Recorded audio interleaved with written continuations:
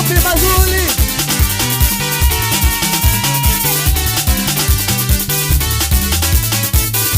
Shangilia Bwana wetu Yesu.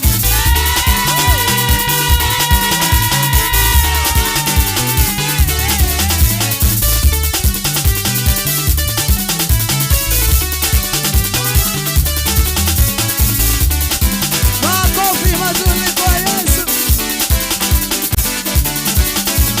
Tole agaimo nene.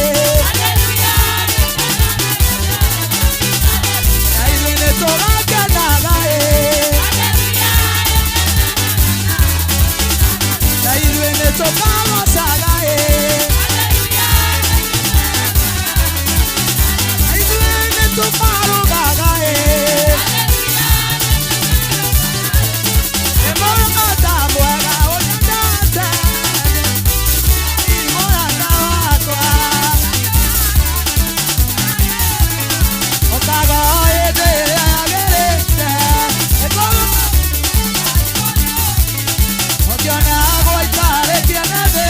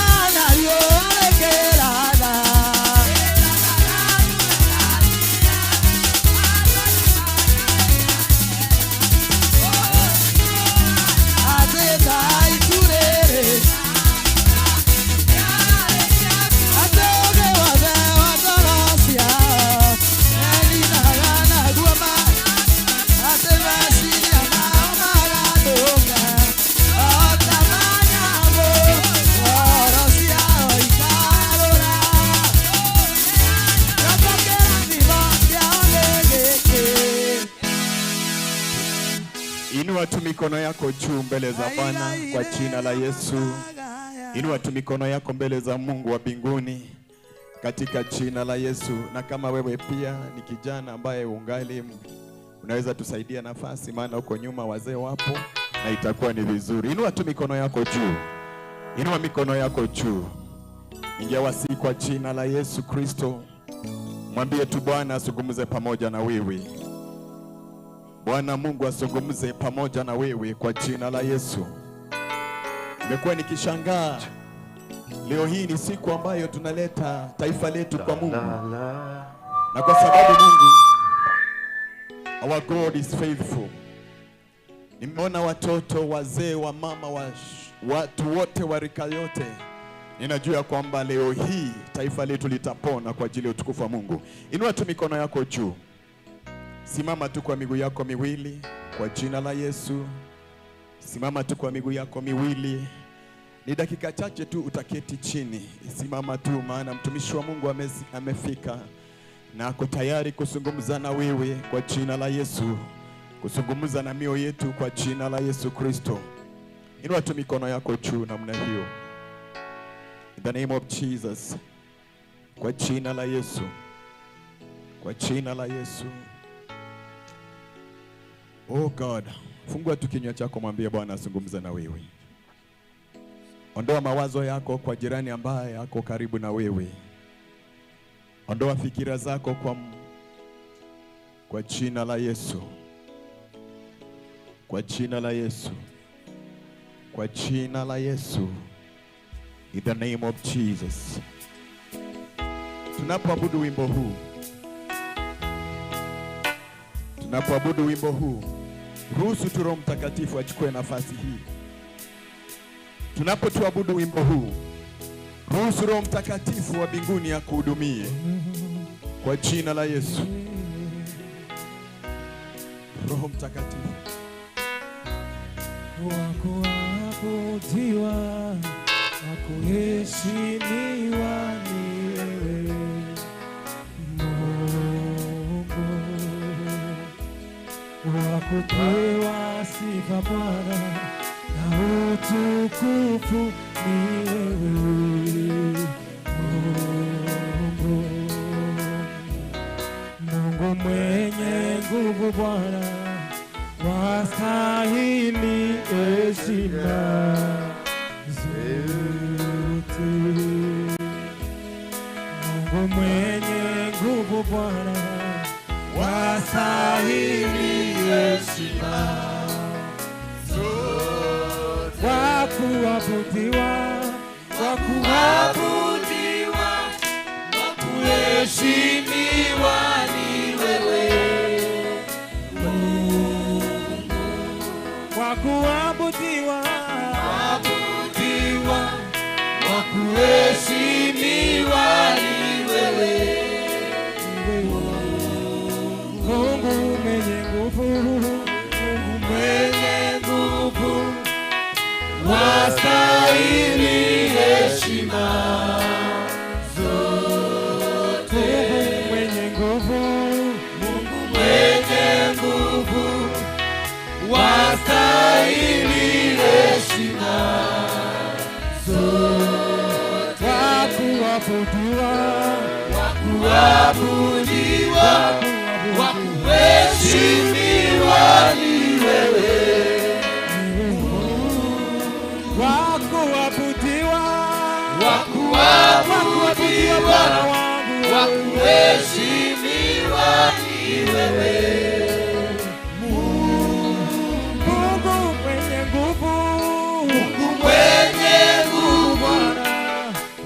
wastahili heshima zote. Mungu mwenye nguvu, Mungu mwenye nguvu, wastahili heshima zote. Nani kama wewe mwingine wa kulinganishwa na wewe Mungu mwenye nguvu, wastahili heshima Inua mikono yako tunapomshangilia Bwana Yesu kuleta mtumishi wa Mungu. Ninatamani kuona wazee wameinua mikono juu, wamama wameinua mikono juu, vijana wameinua mikono juu. Ninasema tunainua mikono juu, tunataka kumshangilia Bwana Yesu. Na kabla hiyo tamani, inua mikono juu. Ninajua ya kwamba wamama wako hapa watapiga vigeregere mingi, si ndio? Wazee natamani kusikia firimbi kwa jina la Yesu. Ninapohesabu 1, 2, 3, ninajua ya kwamba Mungu wa mbinguni anashuka na kutenda mapenzi yake kwa jina la Yesu. Inua mikono juu.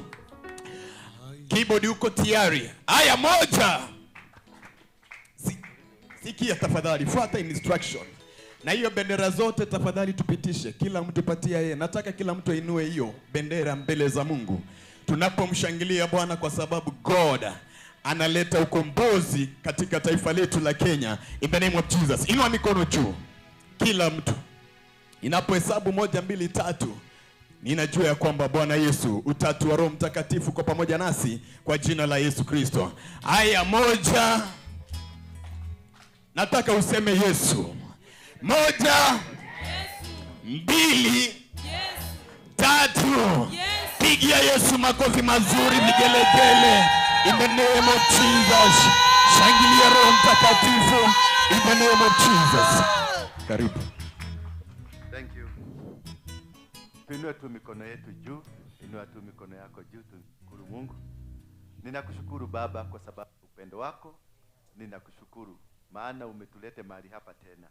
Umelete wazee, umelete wamama, umelete hata watoto, wavulana na wasichana pamoja kwa ajili ya utukufu wako, ndipoza tuweze kuja hapa mbele zako, ukatuweze kutuongoza na kutuelekeza katika maelekezo yako. Ninaomba msamaha wa dhambi zote tulizozitenda kwa vinywa vyetu, kwa macho yetu, kwa masikio yetu na hata kwa miili yetu. Naomba utusamehe. Tuongoze siku hii ya leo. Niongoze pia nikakuwe kiongozi mzuri wa kuongoza watu wako. Nikaweze kuwaelekeza kwa mipango peke yake wewe mwenyewe unataka. Nisinene yaliyo yako ila ninene yaliyo yako. Na ni katika jina la Yesu Kristo nasema amina. Simpigie Yesu makofi. Haya, salimia mtu mwenye yako karibu na wewe, mwambie karibu sana. Umekaribishwa, umekaribishwa. Mwambie leo ibada ya leo ni tofauti sana. Sio ibada zile za kawaida, na kukiwezekana dirisha zifunguliwe. Kukiwa kuna uwezekana sasa umetoa ya nini? Najua hii maneno ndio.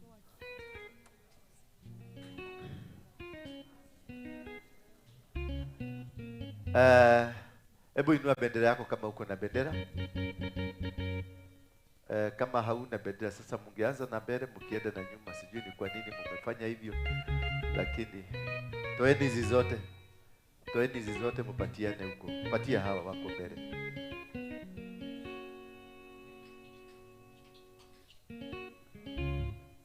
Haya, tuweze tuketi chini mami. Tuikale hivi. Asanteni sana. Ningetaka kusaidiwa leo na mtu akusaidia kutafsiri, kwa sababu nimeona shosho wako hapa na wataanza kuleta ile vita zao. Shosho. Sasa wataanza kuleta vita. Mzee yuko hapa. Umekosa kiti? Iko kiti? Kuna kiti huko nyuma? Kuna viti zingine ziko kwa kina Berita. Wende ulete zile ziko huko.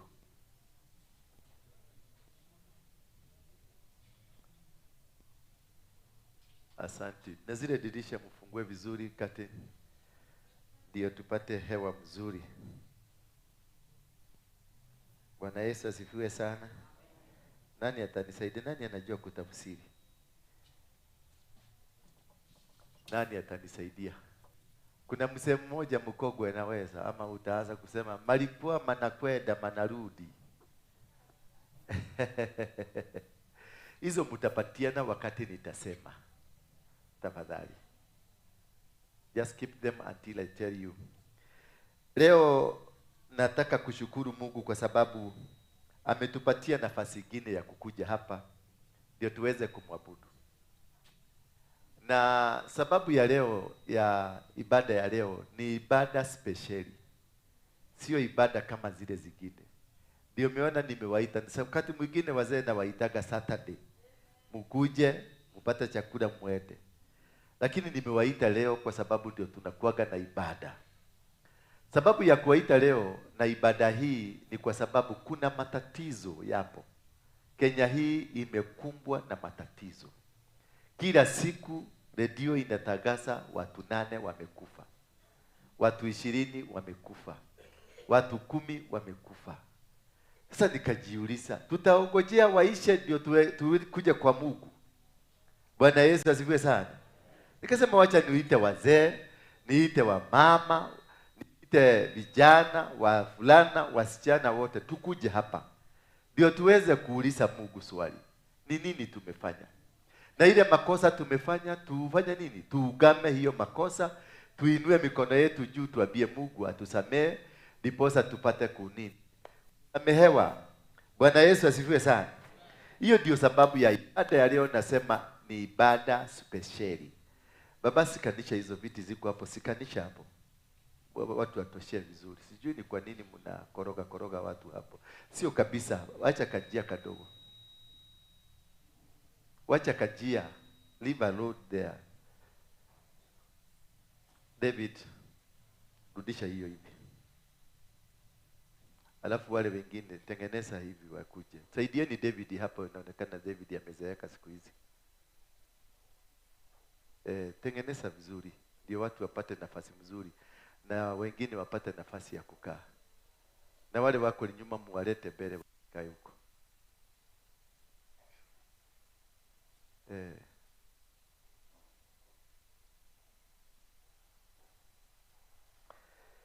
Yes.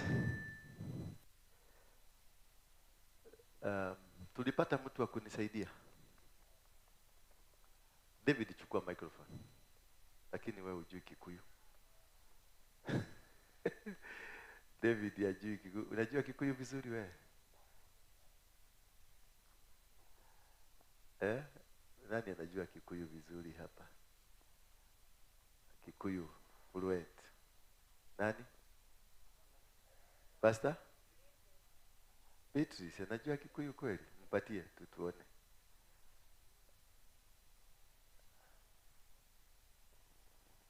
Najua sasa tukiongea Kiswahili mingi, shosho wako hapa ataleta shida. Mwingine hapa analetaga shida. Hata ukiongea Kikuyu ile ya Kikuyu ya town anakuletea shida tu. Sasa simama tu hapo. Simpigie Beatrice makofi.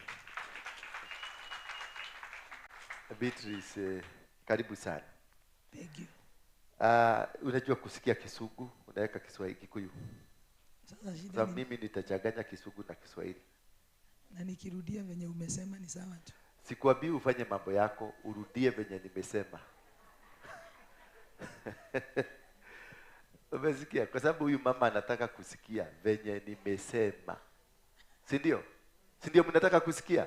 Venye si alete sarakazi zake. Unajua watu wachungaji wanakuwa na sarakazi. Bwana asifiwe sana. God bless you. God bless you. Tabatike. God bless you.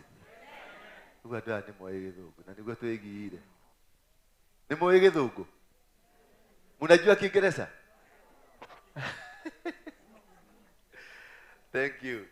May the God of heaven bless you. Today we are having a very special service. A special service because we want to seek forgiveness. We want to understand from God why we have the challenges we are having in Kenya. I have been reading the Bible and I have also listened to the old people. I've also listened to the old people. Old people. And I have heard from them that every time they had a problem, they went to God and they sought from God to understand what could be the problem. And when I I spoke to the old people, na hĩndĩ ĩrĩa naria na andũ akũrũ they told me mamwĩraga they used to go to the old people who were spiritually guided. nao nĩ mathiaga kũrĩ andũ arĩa marĩ akũrũ kũmakĩra arĩa maoĩ ndeto cia kĩroho mũno, And they will be told na nĩ meragwo that this is the problem. atĩ ũguo nĩguo thĩna, And they will be able to handle the na problem nĩ mahotaga gũthondeka thĩna ũcio according to the plan of God. kũringana na mũbango wa Ngai. And that is why today Na nĩkĩo ũmũthĩ I have tried my level best nĩkĩo ageretie ta ũrĩa angĩhota to bring the old people here kũrehe andũ aya akũrũ thĩinĩ wa and gĩikaro the gĩkĩ middle age people here na andũ ethĩ thĩinĩ wa nyũmba ĩno and children na here ciana and the children here na ciana gũkũ so that we can have a solution. nĩgetha tũgĩe, Because maybe a child can be used by God nĩ tondũ mwana no ahũthĩrwo nĩ Ngai and speak of God. na arie ũrĩa Ngai arauga. An old man can be used by Mũthuri God mũkũrũ no ahũthĩrwo nĩ Ngai and speak of God. na ige ũrĩa Ngai arenda. A middle-aged man Mũndũ mwĩthĩ no ahũthĩrwo nĩ can be Ngai, used by God no ahũthĩrwo nĩ and Ngai speak the heavenly. na auge ũrĩa igũrũ rĩrauga. Because this is bad. Nĩ tondũ ũũ nĩ ũru To have every day we are losing 20 people gũkorwo atĩ o mũthenya nĩ tũrate mĩoyo ya andũ ta mĩrongo on ĩrĩ the road nĩ carnage. tondũ wa mĩtino ya barabara. We are losing people Nĩ tũrate andũ ethĩ to the LGBTQ. nĩ tondũ wa mĩtugo ĩrĩa ĩrĩ kuo. Because young boys, Anake anini very young boys, anini mũno to the age of 8 years, ya mĩaka ta 8 they are gays. nĩ mahotete kũmenyana anake kwa anake, And the young girls na tũirĩtu tũnini of 8 years o twa mĩaka are 8 lesbians. nĩ tũrahota kũmenyana kĩmwĩrĩ Our tũmĩtugo mothers at tũirĩtu. home, Atumia aitũ mĩciĩ kũu they are mĩciĩ-inĩ lesbians. nĩ makoretwo nao mena mĩtugo Our ĩyo. fathers at home, Athuri na baba they aitũ have become mĩciĩ-inĩ lesbians. nĩ makoretwo nao marĩ na thĩna ũcio, And many people na andũ aingĩ have resulted. Many people andũ have resulted nĩ maumĩrĩire to become gũtuĩka drunkards, alevi, drug addicts. makeingĩria ndawa-inĩ cia kũrebia, They have committed suicides nĩ meitĩte makeyũraga and they have lost hope na makaga kĩrĩgĩrĩro because there is no future. nĩ tondũ gũtirĩ na rũciũ, They are totally confused. nĩ matukanĩirwo. The society Matũũra namo is full of sin. nĩ maingĩhĩtie The mehia, society matũũra-inĩ namo is full of crime. nĩ kũingĩhĩte na mawaganu maingĩ, The society matũũra-inĩ namo is full of lies. nĩ kũingĩhĩte maheni. The church Kanitha naguo has not been left behind. ndũkoretwo ũtigĩtwo na thutha, It is full of crooks. naguo nĩ ũgĩte na maũndũ We maingĩ pastors, manene. Atungatĩri nao we are crooks. nao tũkoretwo We are mĩtugo stealing. mĩega, nĩ tũraiya, We are killing. nĩ tũraũraga, We are murdering. nĩ tũroraga And we have destroyed. na nĩ tũrathũka, We have killed souls.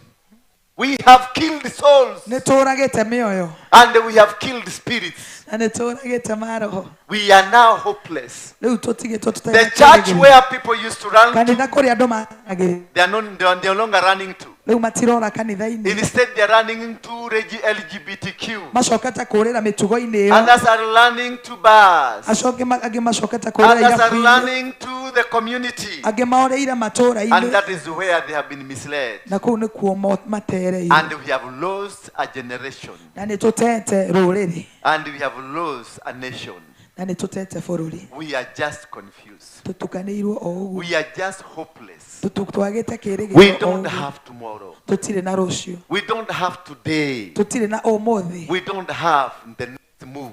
tũtirĩ na ikinya rĩu. Our young are hopeless now. Ciana ici nini nĩ ciagĩte They have kĩrĩgĩrĩro, been to school, makoretwo marĩ cukuru but they cannot find job. no matingĩona mawĩra, They have been to colleges, makoretwo marĩ colleges but nini they are still lagging at home. no marateng'era mĩciĩ-inĩ. Our old people, Andũ arĩa akũrũ, you here that are here, Huh? the old people, andũ arĩa akũrũ they have no hope. matirĩ na kĩrĩgĩrĩro, Nobody can lead them. gũtirĩ mũndũ Nobody can handle them. ũngĩhota No kũmanyitĩrĩra, young people that goes home to help their elderly. gũtirĩ andũ anini mathiaga gũteithia akũrũ ao. We are busy in the city Tũrĩire mataũni-inĩ because nobody at home nĩ tondũ gũtirĩ mũndũ mũciĩ is taking care of the old. ũrarora andũ arĩa akũrũ. Why did the old people niki gitumite andu aria akuru find themselves in the city, mekore nao me taũni-inĩ but nobody is taking care of na them. gũtirĩ mũndũ ũramarora, They don't have even a piece of land. matirĩ mĩgũnda, They don't have a business to do. matirĩ na mawĩra ma kũruta, They don't have a family to take care na of them. matirĩ na family mangĩ Their children ciana ciao and na children ciana cia ciana ciao are busy doing their own things. me busy magĩka maũndũ mao, They are no longer taking care of their own maticokete kũrora andũ acio akũrũ because they have no interest with the old. nĩ tondũ matirĩ na wendo na And andũ the acio akũrũ. old, Na andũ akũrũ they have lost dignity. nao nĩ matete gĩtĩo, They have lost the priority. nĩ matete iyo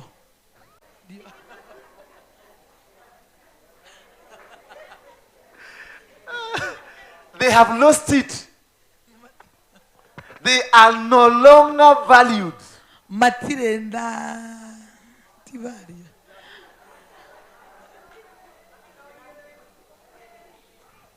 Nobody values them. gũtirĩ mũndũ ũmatĩĩte na akamahe gĩtĩo, Nobody values them. gũtirĩ mũndũ ũrona ta marĩ a bata, Nobody takes care of them. gũtirĩ mũndũ ũmaroraga. When they are in our matatus, Hĩndĩ ĩrĩa marĩ matatũ-inĩ they are just left there. matiganagio o ũguo, They will hang.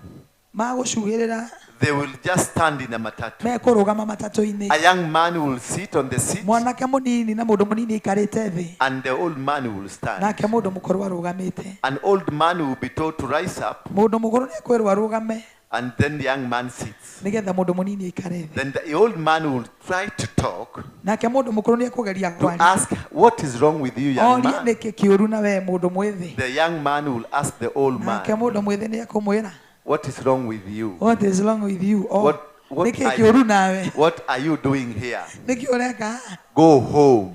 Inũka, You should be at home. ũbatiĩ gũkorwo ũikarĩte mũciĩ, Discipline is gone. gĩtĩo na mĩtugo nĩ kĩagĩra, Culture has gone. Culture has gone. ũndũire witũ nĩ ũthirĩte, We have no value for our socials. tũtirĩ na Value. tũtitĩĩte akũrũ aitũ, We have no value for our gukas. tũtirĩtĩĩte agũka aitũ, That I will find my guka, atĩ nĩ ũkũhitha guka wanyu but I cannot even buy him lunch. na ndũngĩmũgũrĩra nginya ranji, I cannot even I will just abandon them ũmatiganĩirie oro ũguo, because for me, nĩ tondũ we they are nagging.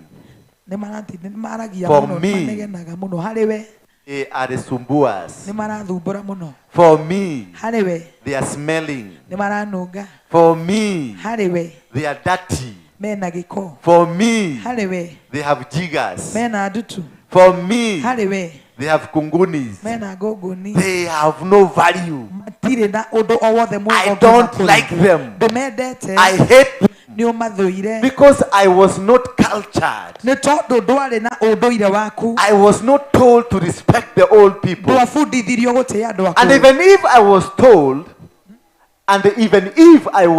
Ona korwo no werĩtwo kana nĩ wabundithĩtio, I have tended to ignore them. ũrĩ hau nĩgetha ũmanyarare, I have ignored them.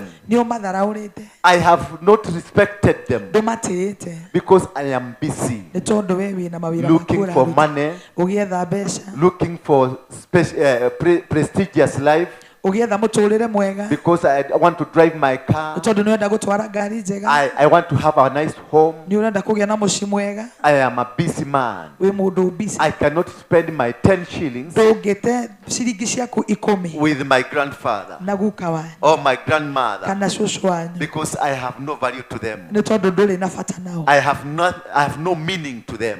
matirĩ na ũndũ marauga harĩ we. But when I do my study, No hĩndĩ ĩrĩa arekire ũthuthuria, I discover that these old people, nĩ aramenyire atĩ andũ aya akũrũ they're the one carrying the blessings that nĩo I'm looking makuĩte for. kĩrathimo kĩrĩa tũretha ũmũthĩ. And I have been so much ignoring them. Ona as much as Nevertheless, as much I have ignored them, ona okorwo no amanyararĩte, I have failed to understand nĩ agwĩte kwaga kũmenya that they are carrying my blessings. atĩ nĩ makuĩte kĩrathimo gĩake. The future I am looking, Rũciũ rũrĩa aretha it is with them. rũrĩ moko-inĩ mao. The hope I am looking for, Mũciĩ ũcio ũretha it is with them. wĩ moko-inĩ mao.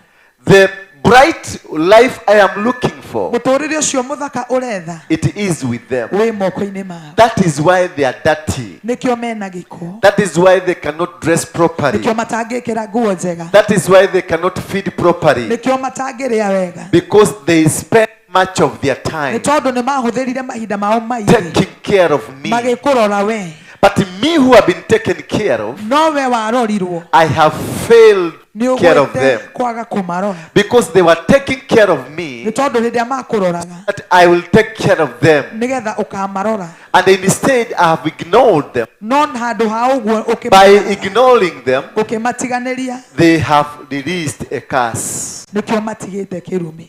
They have released a curse upon me. Nĩkĩo marekereirie kĩrumi igũrũ Because rĩaku. they are bitter with me. Nĩ tondũ nĩ arakaru nĩ They are tondũ so bitter with me. mena ruo rwa ngoro nĩ tondũ waku. They are not happy at all. Matikenete ona nini. They are not finding food. Nĩ maretha irio, They don't have dresses. matirĩ gĩa gwĩkĩra, Don't have a place to sleep. matirĩ kũndũ kwega gwa They gũkoma, don't have a place to call matirĩ home. kũndũ kwega gwa gwĩta mũciĩ. Yet we call ourselves Na no tũreĩta that we are children of God. atĩ tũrĩ ciana cia Ngai We have not taken care na tũtimarorete we of these old people. andũ aya akũrũ, Yet we are going to heaven. atĩ nĩ tũrathiĩ matu, We are Christians. atĩ tũrĩ andũ First metanĩtio class na- Christians. andũ a kĩrathi kĩa mbere But thĩinĩ wa Ũkristo, so hopeless in no our andũ hearts. matarĩ na kĩĩrĩgĩrĩro. Because when you ignore the Nĩ old, tondũ hĩndĩ ĩrĩa wamanyarara you have ignored wisdom from nĩ heaven. wanyarara ũũgĩ. Because old is gold. Nĩ tondũ ũkũrũ nĩ thahabu, And the old is wisdom. naguo Old ũkũrũ ni umenyo. nĩ ũmenyo. Old is wisdom. Ũkũrũ nĩ ũmenyo. And when you don't have the wisdom, Na hĩndĩ ĩyo ũtarĩ na ũmenyo, you have no respect for your God. ndũrĩ na gĩtĩo kĩa When you don't respect the old, hĩndĩ ĩyo ũtatĩĩte akũrũ, you fail to respect God. ona Ngai ndũmũtĩĩte. And let me tell you one thing, Na reke ngwĩre ũndũ ũmwe, young people, andũ anini I want to advise you nĩ tũkwenda kũmũtaara that when you have the old people, atĩ hĩndĩ ĩrĩa mwĩna andũ akũrũ there is a special anointing. harĩ na Maguta. maguta ma mwanya, They have a special grace. harĩ na thayũ wa mwanya, Neema. neema, harĩ na wega wa mwanya, They have a special grace marĩ na wega wĩho wa mwanya, that these old people, atĩ andũ aya akũrũ they have a blessing they are carrying marĩ na kĩrathimo makuĩte, that it can only come from them. atĩ no kiumire kũrĩ o. They are breakthroughs. Kũrĩ na kũhingũrĩrwo mĩrango, They are breakthroughs kũrĩ na that gũtuĩkania can only be atĩ no found, kumire kũrĩ o, that can only be found in them. no kumire kũrĩ o.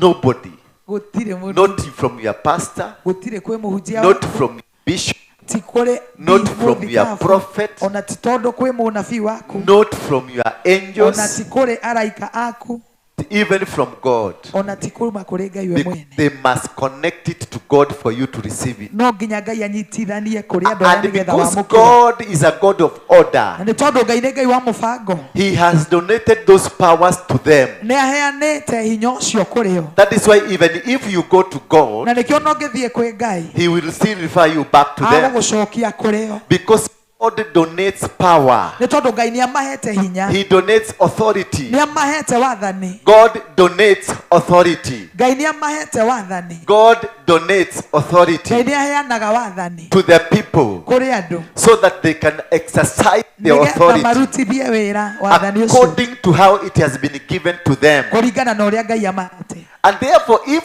He has donated that grace to Na the old angĩkorwo Ngai nĩ people, aheanĩte wega ũcio kũrĩ andũ acio akũrũ, it is only from the old people you are going to get it. nĩ kuma kũrĩ andũ acio akũrũ And if ũkũũgĩ. it has been donated to young people, Na angĩkorwo ũheanĩtwo kũrĩ andũ anini, it's only young people who will do it. no andũ anini megwĩka ũguo andũ And anini. if it has been donated to your Na pastor, angĩkorwo ĩheanĩtwo kũrĩ it is mũtungatĩri only waku, your pastor who will do it. nĩ kuma kũrĩ mũtungatĩri egwĩka ũguo. Today, Ũmũthĩ, as I have been doing my research o ũrĩa koretwo agĩka and ũthuthuria wake praying to God, na akĩhoyaga Ngai, because I wanted to know Na ũndũ nĩarenda ũmenye when a disaster came, hĩndĩ ĩrĩa thĩna waumĩra what was done?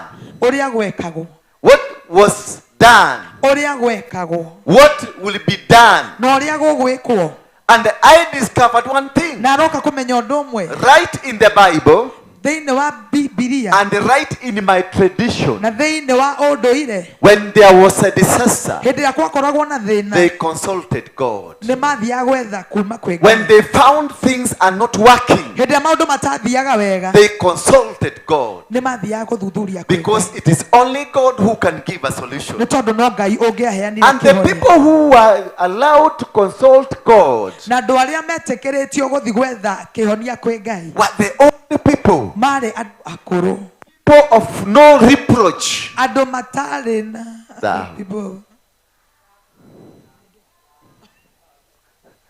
People that had no reproach. andũ matarĩ na ũicuke o wothe, People who are clean. andũ marĩ atheru, People who are acceptable. andũ metĩkĩrĩkaga, People who are accepted. andũ metĩkĩrĩkĩte, People God valued. andũ Ngai atĩĩte, They went to seek from God. nĩo mathiaga gũthuthuria kuma And kwĩ Ngai. when they sought Na God, kuma hĩndĩ mathiĩ gũthuthuria kwĩ Ngai, God answered them. Ngai nĩ amacokagĩria And they were told na what nĩ to do. meragwo ũrĩa megwĩka. They were told what kind of a sacrifice to Nĩ do. meragwo igongona rĩrĩa mekũruta. When the children Hĩndĩ ĩrĩa ciana turned against God, meka mũgarũ na wendi wa Ngai, they turned against their parents. mekaga mũgarũ na aciari ao, When they did against their country, hĩndĩ ĩrĩa mekaga mũgarũ na bũrũri, it is the old people nĩ andũ acio akũrũ who were consulted, arĩa who are consulted.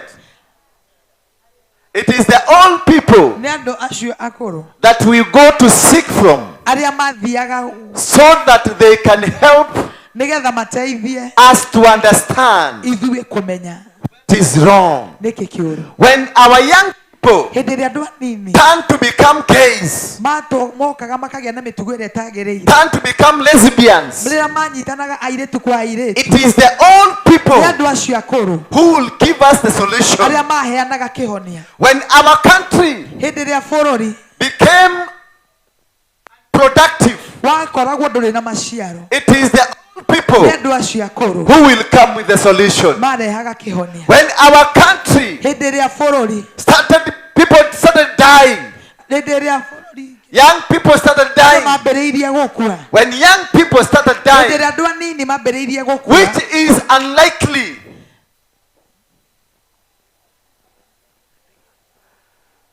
Beatrice, ũndũ ũtarĩ mũtugo, which is unlikely. Wow.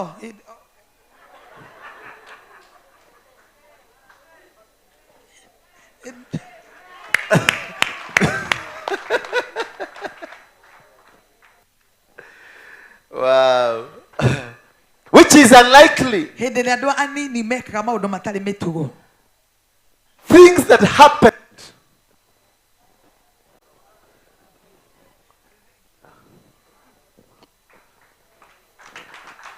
Nani mwingine hapa ataweza? Utaweza Margaret? Kikuyu. Eh? Sika tu hapo. Ndio fukuzie tu hapo. Unaona thuri thino ria mutureheire guku riu. Thank you. When we had an issue in our country, when people will attack one another,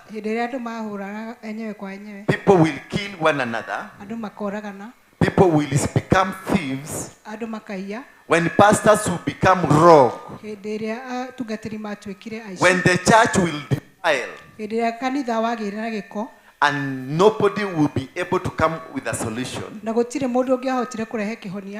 the old people who were sent to God to go and seek from God. What is the challenge? What is the problem?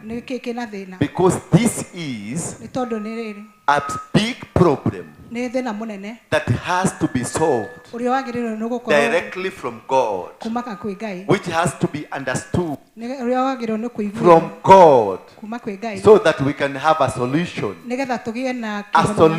of the challenges we are having, so that our nation can be healed. The Bible says in the book of Deuteronomy, in the book of 1 Corinthians, chapter number 7, 1 Corinthians chapter number 7, verse number 10. The Bible says, and unto the married, 2 Corinthians, sorry. 2 Corinthians chapter number 7, verse number 10. For godly sorrow worketh. Tuwekee ya Kiswahili tafadhali. Tuwekee ya Kiswahili.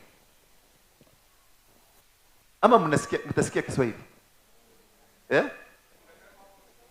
Eh? Niweke Kiswahili. Basi kaa chini. Thank you. Katika kitabu cha Wakorintho 7 ya pili mstari wa 7, chapter number 7 aya 7 kutoka 10 inasema, tuwekee Kiswahili ndio niweze flow na Kiswahili.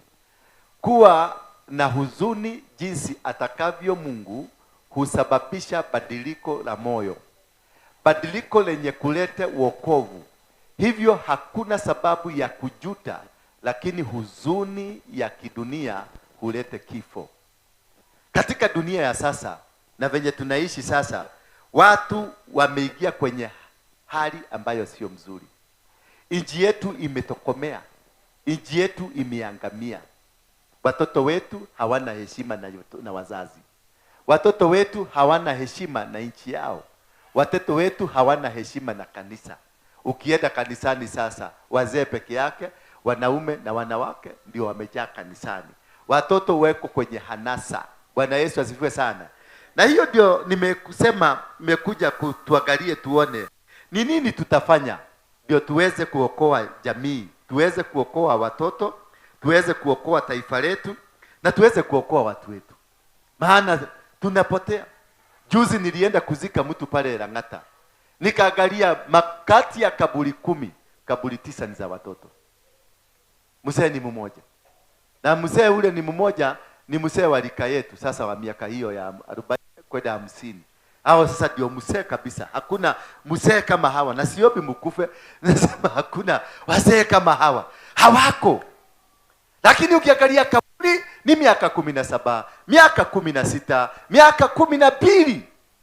Nauliza huyu naye alikufa kwa nini? Unasikia alikufa kwa sababu ya ukimwi. Mtoto wa miaka 12 alizaliwa nayo? Ati hapana, alikuwa na girlfriend. Bwana Yesu asifiwe sana. Unaenda kwa kaburi nyingine unasikia huyu naye ako na miaka 14, alifanya nini? Alijinyoga. Bwana asifiwe sana. Unaenda kwa kaburi hiyo nyingine, huyu nao ni nini? Ni madawa ya kulevya. Ako na miaka ngapi? 16. Sasa unakuta hapo hiyo mahali tulikuwa tumeenda kuzika, watu wale walikuwa huko ni maguka na mashosho, wamebeba saduku ya mtoto wa miaka 17. Na kulingana venye nilisikia wazee wakiniambia, wazee ndio walikuwa, watoto ndio walikuwa wanazika mababa zao. Sasa mababa ndio wanazika hata si watoto wao tuguka. Bwana Yesu asifiwe sana. Hiyo ni tatizo ambayo imeingia ndani yetu. Na ni tatizo lazima tuulizane. Kunapotokea jambo kama hili, watu walifanya namna gani? Kulipotokea janga kama hili, ni nini kilifanyika ndio tuweze kutoa watu kwenye shida kama hii? Bwana asifiwe sana. Tusome kitabu cha Leviticus, ni kitabu cha Walawi 5 mstari wa 5 mpaka 9. And seek God forgiveness. Tutafute msamaha kutoka kwa Mungu. Tutafute tuweze kuelewa ni kwa nini tumefika hata watoto hawana heshima na wazazi wao. Ni kwa nini imefika ajali zinatokea holela. Unasikia leo, yani ukiangalia TV ukose news za ajali, unauliza kwani hawajasoma news? Maana news za ajali kutoka mwanzo mpaka mwisho ni kifo peke yake. Bwana Yesu asifiwe sana. Ni nini hiyo imefanyika? Baka unasikia kila county 47 za Kenya lazima watangaze kukatokea mama ameuliwa, Kisii watu wamekufa, Murang'a watu wamekufa, Mombasa watu wamekufa, kila mahali, na ni accident. Na inaua watu 10, watu 20, watu 8, watu 9. Na ni kila siku, usiku na mchana watu wanakufa. Basi mtu akiwa na hatia kuhusu mambo hayo lazima akili. Ukiona maneno hayo imetokea, Biblia inasema lazima tukiri maneno haya yote. Basi mtu akiwa na hatia kuhusu mambo hayo ambayo tumeyataja, kuhusu vijana wetu, wavulana kulala na wavulana, wasichana kulala na wasichana, wamama wamewacha ndoa zao, wameenda kutafuta. Kuna mama wengine, nilikuwa na kesi hapa, mzee amelete mama hapa, bibi, ati bibi ametoroka kwa nyumba, amemwacha. Nikauliza ameenda wapi? Ati amechukua mwanamke bibi mwingine hapo, sasa wanalala na yeye. Mambo kama hiyo. Nilikuwa nafikiria ni mwanaume amenyang'anya yeye, kumbe ni mwanamke amenyang'anya bibi.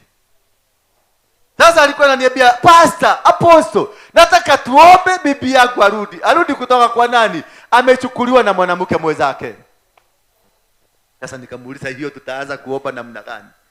Hiyo maombi inaomba kwa namna gani? Maana sasa ile ingine tumezoea kusema, baba na kuomba huyu mama arudi nyumbani kwa mume wake, kwa sababu amechukuliwa na mume mwingine. Sasa ni mama amechukua. Sasa wanaume jihadhari. Wanaume, sasa hapa ndio nimeona kuko na hatari. Sasa wewe ukikojea kuangalia bibi yako amechelewa wapi, unaangalia simu yako kama kuna namba za wanaume ziko huko, unakuta ni za wamama. Chunguza vizuri. Chunguza vizuri. Hao ni babda, huyu alichukua kitabu, alichukua bibi yako, na alichukuliwa, na wanakuwa kwa nyumba, unawakuta kwa nyumba wanapika chapati, wanaosha nguo vizuri, wanasema nyina ang'ania ni murata wako, okaga kujikalia huko ngehura tuku. Kumbe ni bibi. Na wewe unawawacha mpaka unawajia nyina ang'ania doke gorera nyina wang'ania gachukari. Na unawacha shilingi 200 yule mama anunuliwa kwa sababu ni mama na kujaga kusaidia bibi yako kuosha nguo. Kumbe hata hii maneno mengine anakusaidiaga. Bwana Yesu asifiwe sana. Sasa maneno ikifika hapo, ndio tunasema basi mtu akiwa na hatia kuhusu mambo haya lazima akiri dhambi yake na aliyoitenda. Lazima tujiulize ni wapi makosa hii ilitokea. Bwana Yesu asifiwe sana. Mzee anakuja kwa nyumba, mwingine alikuja hapa. Anakuja, bibi ananiambia hawa watu hawawachanaki. Tangu huyu ya kweli rafiki na huyu aliniambia ati walikuwa nasoma pamoja. Sasa wameajiriwa kazi pamoja. Wanashidaga pamoja kwa nyumba. Mimi ninaenda kulima, ninawaacha ati wanaangalia TV. Ninaenda kufanya kazi, kumbe sasa siku moja nimekuja nimechelewa kifunguo nimeacha. Nikasahau na simu yangu. Kurudia simu, nilikuta huyu ambaye walikuwa nasoma pamoja wako kwa kitanda yangu. Wanamumunyana. Ati ni mtu tulikuwa tunasoma na yeye. Sasa unasema mwanaume amenyang'anya bibi. Amenyang'anya mwanaume mwingine bibi ama bwana. Bwana Yesu asifiwe sana. Unakuta mzee hata shughuli.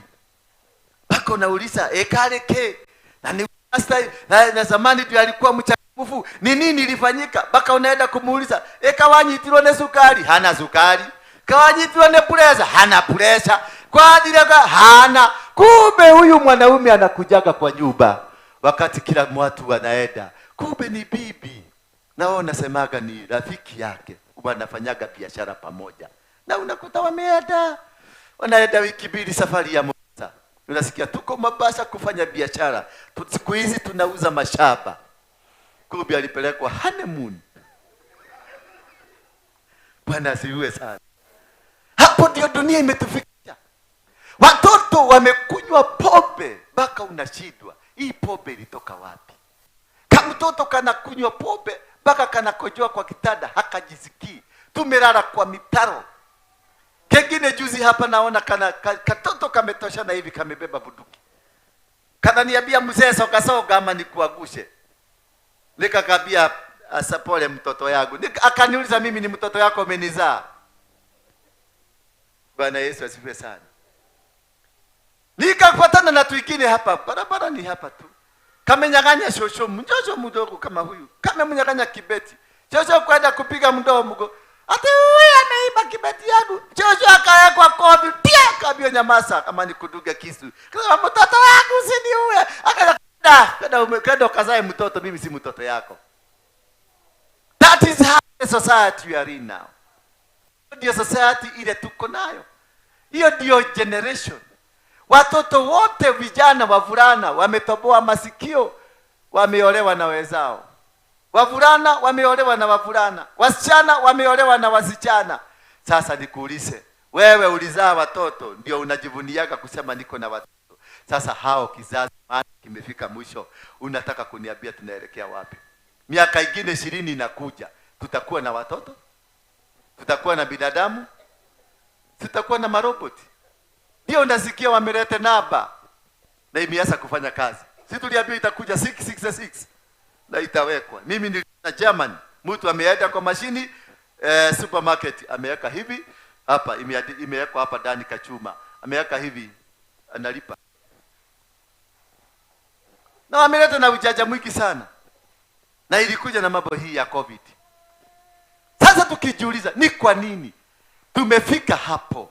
Kizazi ambacho hakina msingi, kizazi hakina tabia, kizazi ambacho hakina upendo, hakina kuangalia mbele ama kuangalia nyuma, hakina tabia hata kidogo. Kamutu kadogo kanambia mzee soga soga manikugoge. Mzee anauliza kijana kwa gari, simu niacha nikae, ulichelewa ukiwa wapi? Sishuke uingie kwa gari hiyo ingine kama uko na haraka. Na wazee wanatoka hapo wakienda wakinugunika, wakisema kero si arororore. Roro nero aliwarumirwa. Si huyo mzee ameacha laana. Sasa angalia, ndio sasa watoto wale tuna sasa hizi. Sisi ambao sisi ni wadogo tulizaliwa na hawa wazee. Watoto wetu hawatuziki. Wameishi kwa simu. A generation ambayo imekaa kwa simu. Ukiongea na yeye anatembea na simu hakuoni. Hakukula, badala ya kukula mpaka niliona kijana yangu. Nikamwambia kula chakula, akaweka mkono kwa sahani, akurudisha hivi, alishika simu akarusha kwa mdomo, maana ndio ilikuwa kwa mkono, hakuchukua chakula. Because ni generation ya simu. Generation haiokei. Ukitaka kuongea na yeye labda umwandikie text message na yeye akuandikie, na mko kwa nyumba moja. Na unakuta kitoto kimekaa kona ile, kingine kona ile, kingine kona ile, na kingine hawaongei, lakini wote wako na simu. Kumbe wanaongea. Na ni wewe wanasengenya, wanasema leo baba anakaa amekaa kununa nuna. Bwana Yesu asifiwe sana. It is a lost generation. Tuekagate tulifanyaje? Tunafaa kufanyaje ndio hii maneno ishe? Ni maneno kama hii ikitokea, tulikuwa tunafanyaje? Baba, shosho, tulikuwa tunafanyaje? Maana nyinyi mlikuwa wakati kulitokea kitu kama hii. Angalia mpaka climate imechange. Sasa hii huwezi kupanda, maana hujui kama mvua itaendelea. Bwana asifiwe sana. Wadi ya gate faida. Tuekagatia. Oka, ugo niguo mwamwira kaga hakune. Tuekagatia faida. Kogiahia nilioguo. Mutikie muhe microphone to ni mwakire mokwaria hoda kiari. Iko wapi microphone? Sasa watu wamelala. Tunaona hii kizazi tunazungumzia. Ndio hii tu. Ndio hii tu. Kitu imetisha. Simama sasa. Kama na igoro tu. Tatuile.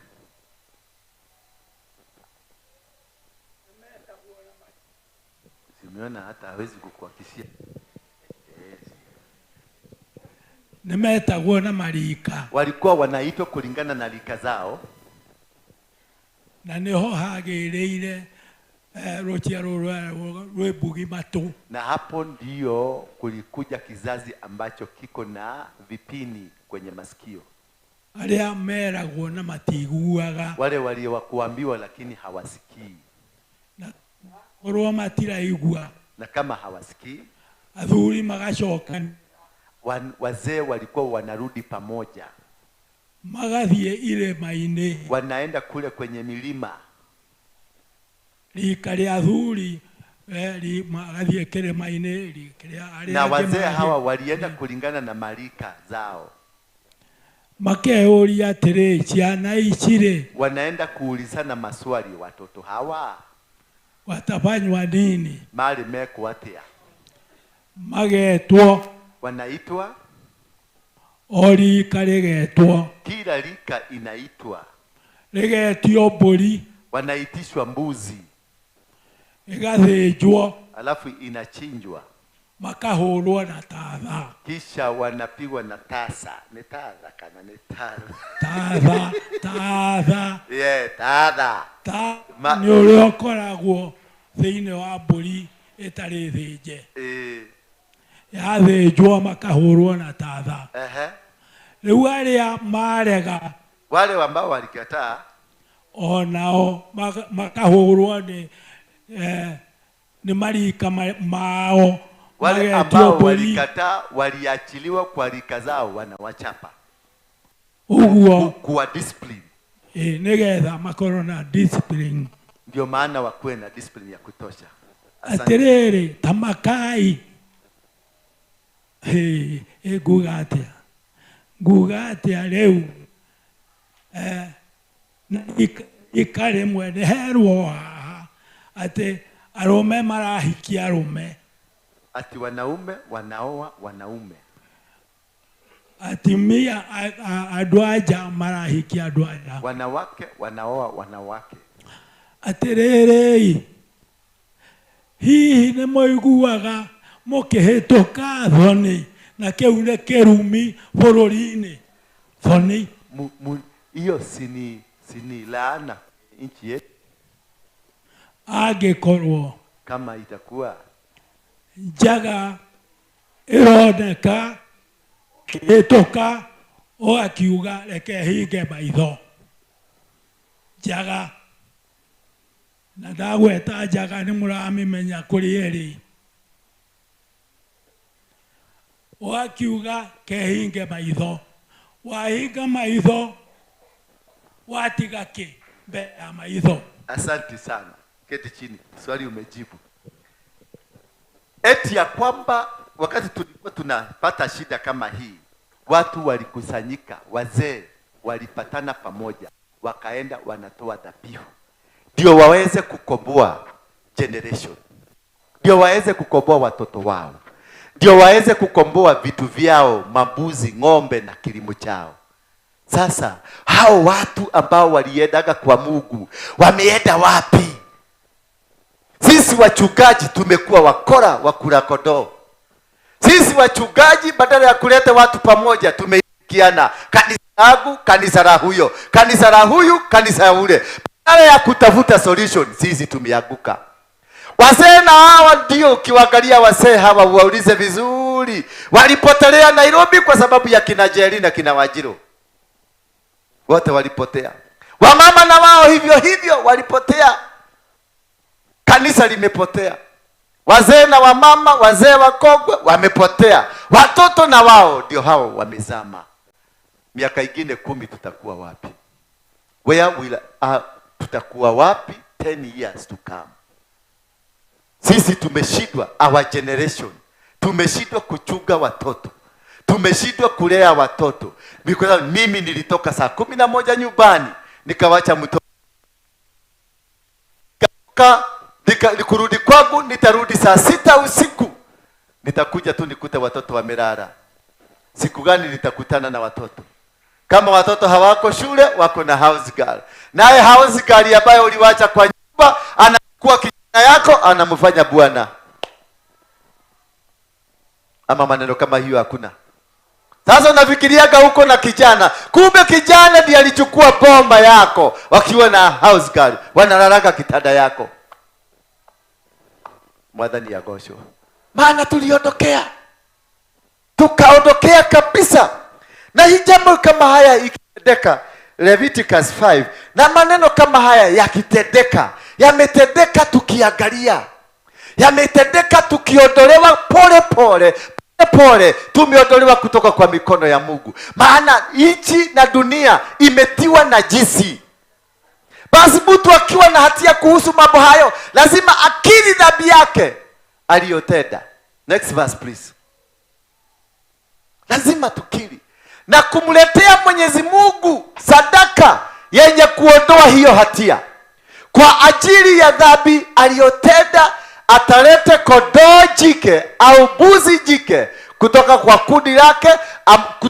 kundi lake, amtoe sadaka kwa ajili ya kuondoa hiyo dhambi. Umesikia venye mzee amesema?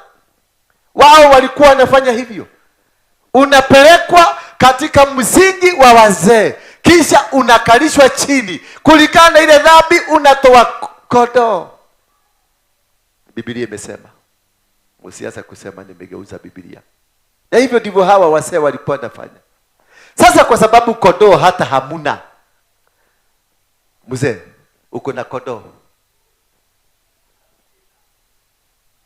mzee uliko na kondoo hauna, uko na kondoo. Sasa angalia, mzee uko na kondoo, wewe uko na kondoo, wewe uko na kondoo. Kumbe Mungu alikuwa ameona hii maneno, akatuletea Yesu Kristo, akatolewa sadaka ndio asimame kwa nafasi ya kondoo, maana alijua wazee hawatakuwa na kondoo.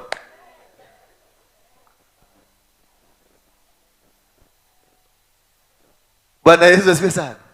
Na hiyo ndio kwa sababu tumerudi hapa, ndio tukuje tusemesane na tuulizane ya kwamba tutafanya nini. Tufunguliwe kitabu ya Nehemia mwanzo, kitabu ya Nehemia kutoka verse 1, ndio tuendelee kusoma tukijua ni nini tutafanya siku hii ya leo. Maana lazima leo tuende mbele za Mungu, tuambie Mungu tumekosea, tunakuhitaji. Tuambie Mungu tumefanya makosa, maana nimefanya utafiti yangu nikajua kisasi kilianza kupotea kwa Hawa. Ama kilipotelea wapi? Kilipotea kwa Hawa. Maana kama mzee huyu hana kondoo, na hakuna mzee zamani alikuwa hana kondoo, hakuna mzee wa zamani alikuwa hana tung'ombe twake tuwili tutatu, maana mzee alitabulika na makondoo. Maana hizi kondoo ndio walikuwa natupatia, tunaenda kuoa. Saizi nikitaka kuoa mzee wangu hana kondoo. Huyu mzee amesema hana kondoo. Ukitaka kuguranira murugo kumuguranira naki? Na nduri na mburi cia kumuguranira. Ugure kuma kuri uria ndari. Murataguo ndari. Mataraga pesa. Hii pesa mnahesabu. Umeletewa wewe mwenyewe hauna kondoo, kwa hivyo hauna kitu ya kuuza ndio upate pesa. Nani atakupatia pesa? Si ni mtoto yako? Yule msichana, yule amelala Koinange Street akifanya maneno, anakuletea pesa ya maneno, anakupatia uende ununue kijana yako. Maneno hiyo ameileta ndani ya nyumba. Ile pesa mama unatumiagwa, "Damela shilingi kirigere." Uulizaji mtoto yako na hana kazi na aka Nairobi, anatoaga wapi pesa? Msichana yako na hana kazi lakini ako Nairobi, na unaona anaendesha kagari amesimamisha hapo nje. Hana pesa, hana gari, lakini hana kazi lakini anaendesha gari. Na wewe unasema mwiletu wako ikaraga Nairobi.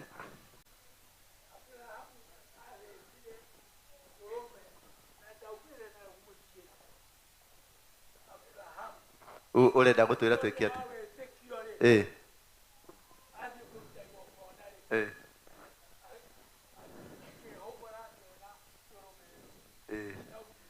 Abete koneana u.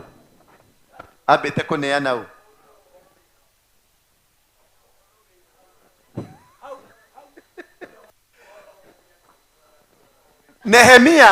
Nehemia moja mstari wa kwanza inasema, lifuatano ni simulizi la Nehemia mwana wa Hakalia. Ikawa nilipokuwa katika mji mkuu wa Susa katika mwezi wa Kiselevu wa mwaka wa 20. Kulifanyika nini mwaka huu wa 20? Maana unaona wanaandika maneno kulingana na venye maneno ilikuwa ikifanyika. Anasema ni mwaka wa 20.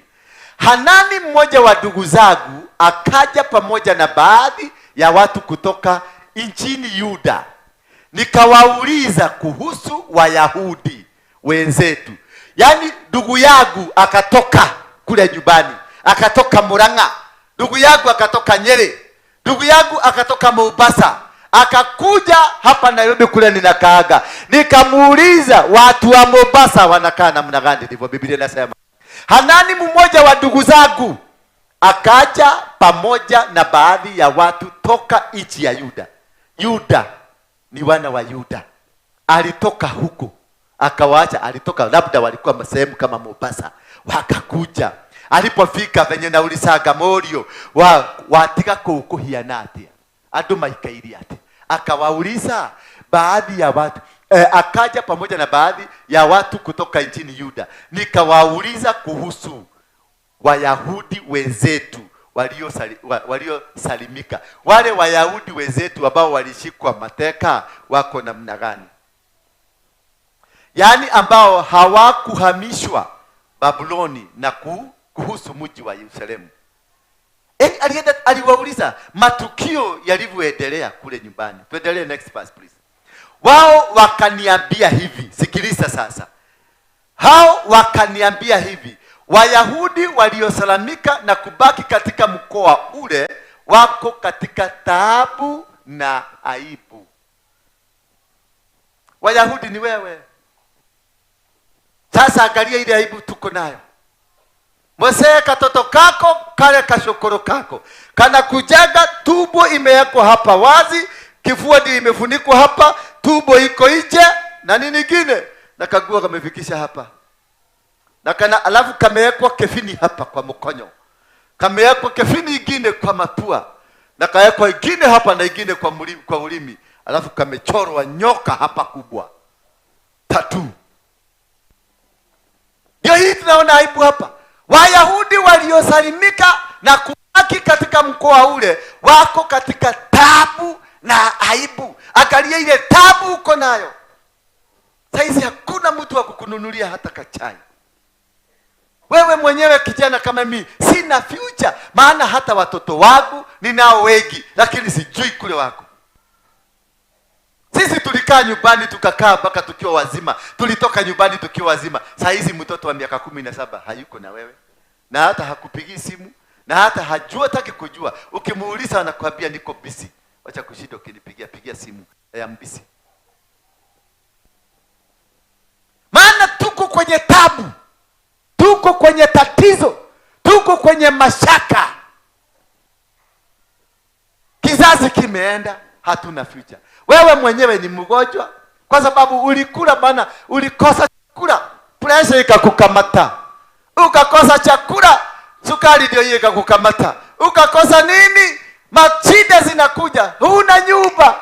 Imagine sasa kwa miaka yako shosho unalipa rent. Ukuruta rent. Dole wera. Mwahenirio ne thirikari ni mokoheo mbeca cio kuru.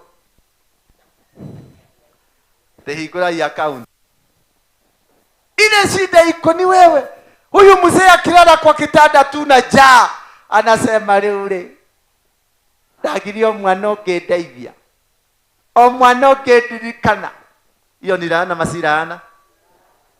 Hiyo ni laana.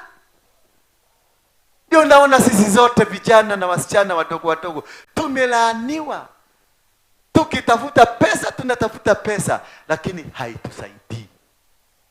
Nimeiba mapesa mingi, naiba milioni 2 na kondi watu, nafanya kila kitu lakini hiyo pesa hainisaidii. I'm still poor. Kidogo nasikia mtoto ameanguka hospitali. Maana mimi ni wa klasi ya juu, naenda Nairobi hospital. Hiyo milioni yote naiwacha huko. Kidogo nasikia mtoto wangu amekamatwa na kaza, ama mimi mwenyewe niko na tatizo. Kidogo ndio hiyo. Hiyo pesa niliiba mara kidogo, polisi ndio hao wamekuja wamenishika. Kidogo kotini, hiyo pesa yote naisha. Maana sina baraka ya kile kitu natafuta. Sina baraka ya wazazi wangu. we have lost the glory of God. Rudisha tu hapo. We have lost the glory of God. We have no plan. Mzee unakuta mzee kama huyu ako na miaka 80 lakini uongo imejaa kwa mdomo yake. Ile kitu anaweza kukwambia ya ukweli tu ni kukuuliza habari yako. Nani mzee ako na miaka 80 kwa sababu ametafuta imebidi ya kuwa kiongea uongo ndio akule. Bwana Yesu asifiwe sana. Inabidi akae na uongo. Sasa mzee amekuwa na uongo, mimi nitakuwa na nini? Wayahudi waliosalimika na kubaki katika mkoa ule wako katika taabu na aibu. Tuko kwenye taabu na tuko kwenye aibu. Bwana sana. Tuko kwenye nini? Taabu na tuko kwenye aibu. Sasa hii tunachokizungumzia ni aibu. Aibu ya nchi, aibu ya makabila, aibu ya taifa kama la Kenya liko na aibu chungu zima. Watoto wadogo, uliona katoto kingine kwa kanazikwa hapa Githunguri, mliona? Kukaa kama huyu akasema kasileto kuzikwa kwangu maana kalikuwa kanararwa na wanaume wengine. Mguka akasema kasizikwe. Walienda huko wakaambia Guka asipozikwa hapa wewe ndio tutageuza. Hata wewe tutalala na wewe. Guka aliposikia watararwa na akasema Kimuthikei. Nikwenda bara Muthikei. Anaona ni vijana wanakuja barubaru. Vijana wanamwangalia macho ingine kodokodo. Mzee akasema Kimuthikei ni ndiye na huru. Tado nero ne kugaruro kuikurukia mufuto baka anamwambia nitogukucia kinde ruciaro rya rwa Sodomu na Gomora. Sodomu na Gomora nasikia watu walikuwa naenda huko, ukifika tu huko kuingia hivi na wewe ni mgeni unakuta wamekupagia haraka unasikia huyu amekujuka wewe ni wako wewe acha digiro oyo digira ani rotene ne jaba na unapigwa chochoro bili tu kupiga ingine bili ukirudi ushamaliziwa kitabu na unakuwa sawa. Wanakuambia sasa umekuwa mwenyeji hapa. Na ndio naona mtu anaitwa Jakobo wakati alienda akitoka hivi akakutana na ule malaika usiku, aling'ang'ana na malaika mpaka asubuhi kwa sababu alikuwa anafikiria ni wale watu wanafanyaga hii maneno. Mpaka wakati kuja kujua ni malaika masaa ilikuwa imeenda, atakuwa already achafujwa mguu.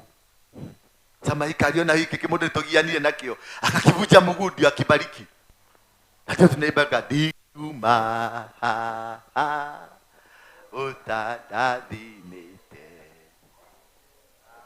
oya koradimo newe Yesu da oya koradimo newe yuma utadadimite. No akiuga kuma haha utadathimite ari mune kuguru au nuoneke ne kugeria kugiginyana tondu rame no ni jamberiku tondu jamba ciothe ciku ciari cia gucokana guku thutha na ni hoto riu. Hapo ndio tumefika na hawafichi, wanaitwa kizazi ya TikTok. Kizazi ya nini? Ya TikTok. Wako huko na wanasema mimi ni wa huko nyuma. Oh yeah. Huko ukimuuliza maana morio nekeweka anakuambia mind your business Guka. Ni chakula hauna kanarudi kwa maana wanatumiwa pesa kutoka Ulaya. Akiambiwa kilalo na yeye anatumiwa shilingi 30,000. Akileta mwingine aingie shilingi 30,000. Kwa sababu gani? Tumetiwa aibu. Turudishe hiyo kitu baba. Tuko kwenye tabu na tuko kwenye aibu. Tuko Sodomu na Gomora.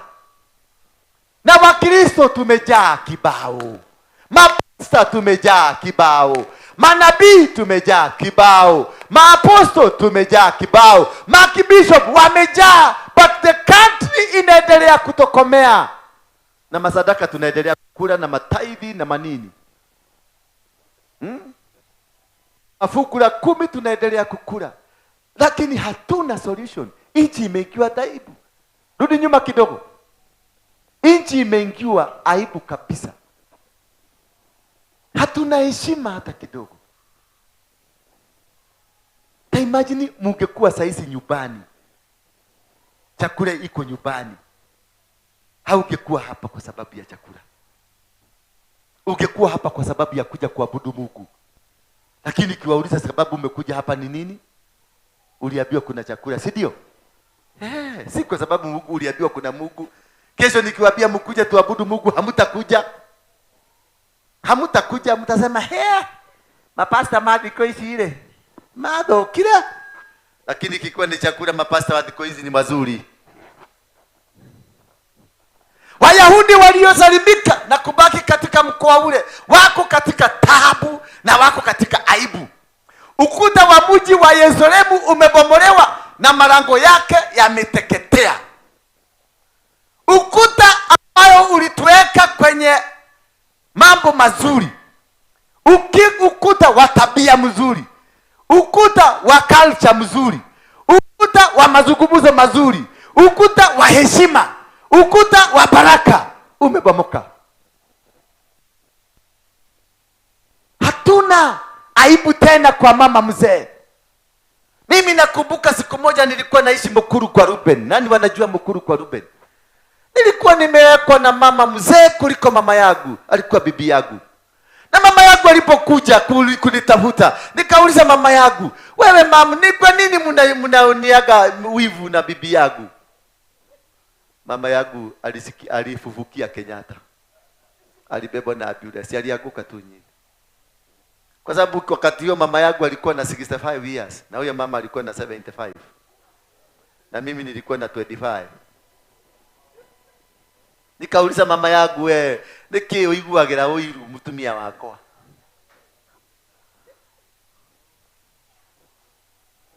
Mama alienda kufufukia Kenyatta hospitali HDU. Aliwekwa mipira ya maji na kila kitu ndio afufuke. Nikustuka. Sikungojeka, nikustuka. Alishindwa, huyu ni mama yangu. Mama yangu aliona huyu ni mama yangu. Na ndio mtoto yangu anasema ni bibi yake. Tikiaragarere. Na nilidanganywa kwa sababu sikuwa na chakula. Nilikuwa nataka, mama alikuwa anauza chang'aa. Mimi sikuwa na pesa, nilikuwa kijana wa kutakataka hapa na pale. Sasa mahali nilipata chakula, mama kama huyu akaanza kunipatia chakula, nikaona hapa nitaweza kupumzika. Tabia na sura yangu yote nikauza. Na huyu mama mwenye nafaa kunisaidia kubadilisha tabia zangu, na yeye akakuwa tabia na sura hana. Akanitolea nguo zangu yake. Sio ni lahana alinipatia. Sio ni lahana. Kutoka hapo nimeenda jela mara 52. Nimetafuta mke, nimekosa.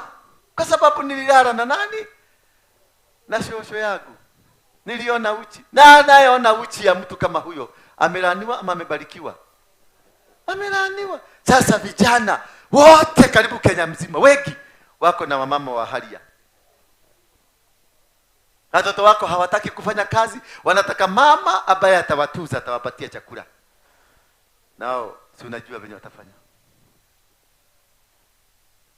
Siana tuliarume kana tutiliarume. Tumelaniwa. Kenya imelaniwa.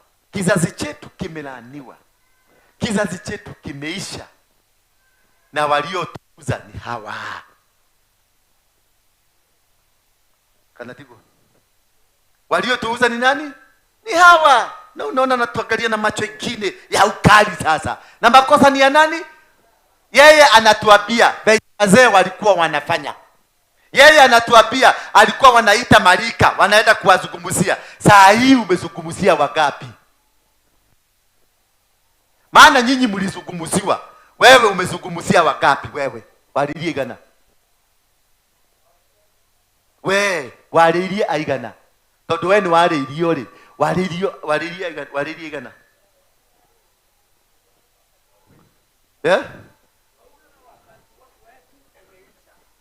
Nigetha hakinya hau murero wakati umeisha ri, wakinyeire ku?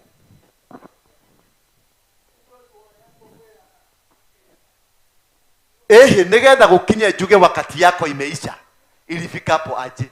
Ndio nikukosea heshima. Hiyo heshima ilipotelea wapi? Ni nani alikuwa anafanya kukaa na hiyo heshima? Ni nani alikuwa hapa aniweke heshima? Ndio heshima niweke watoto wangu.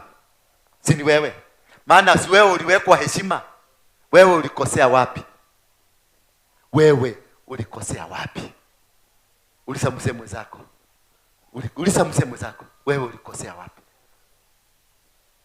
Mtati ya kungadia muri mwenzako.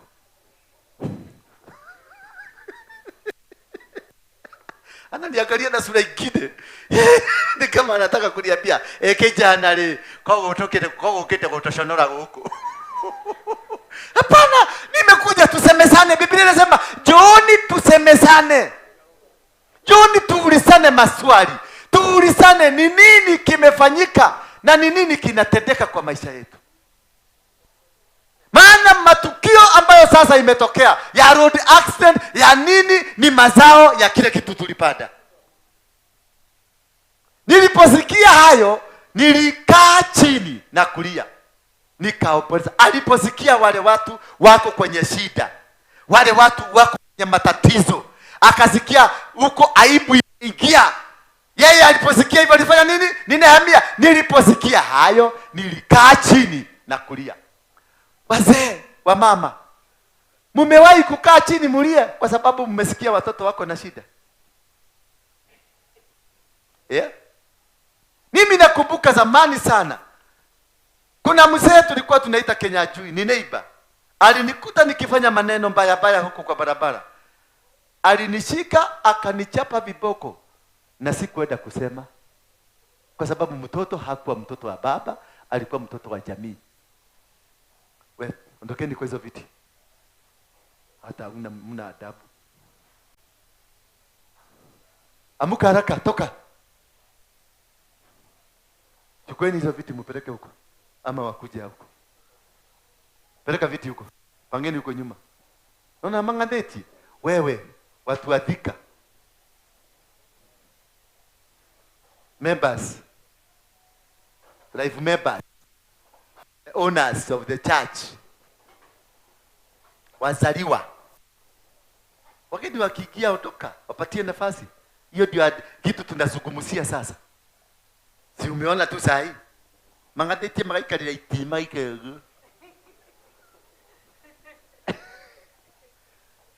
Sio wote wale wakijaa, wengine wakikuja na kama wale ni young, wazee tu ndio mnapatia viti, wazee peke yake. Lakini hawa kama ni young wakuje tu waingie huko huko. Msogeane, kiti moja inaweza kukaliwa na watu wawili. Niliwaambia mnunue viti mkakataa. Don't give a young man a seat. Patia mtu mkogwe, mtu amepanda miaka imeenda. Don't give a young man a seat. Nyinyi kaeni. Wasogeni mbele. Sasa shosho, wapi yako?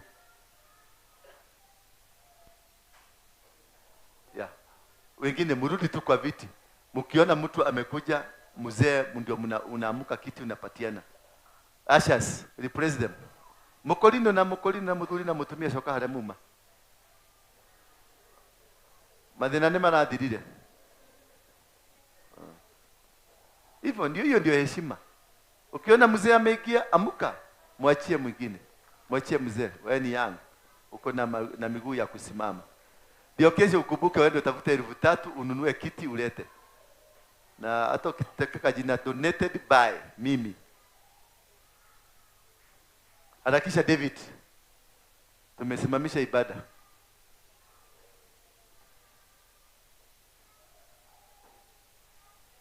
Penina kaa chini, wewe utatusubua hapa tu.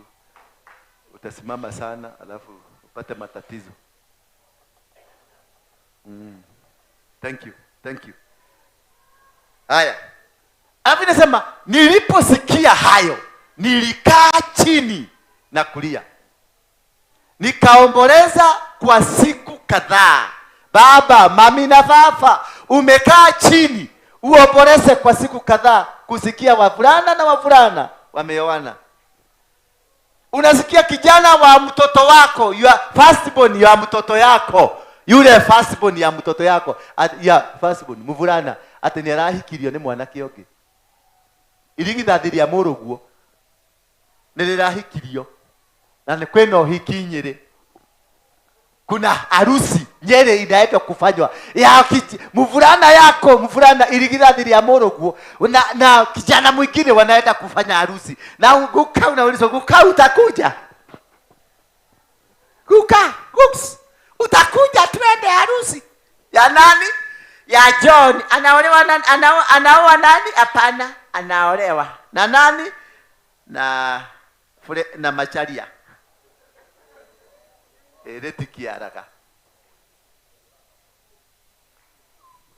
Mwadhani ya gosho. Na hapo Macharia inakuja, unaona kimutu kimeshikana na kimeshika kingine kinafanya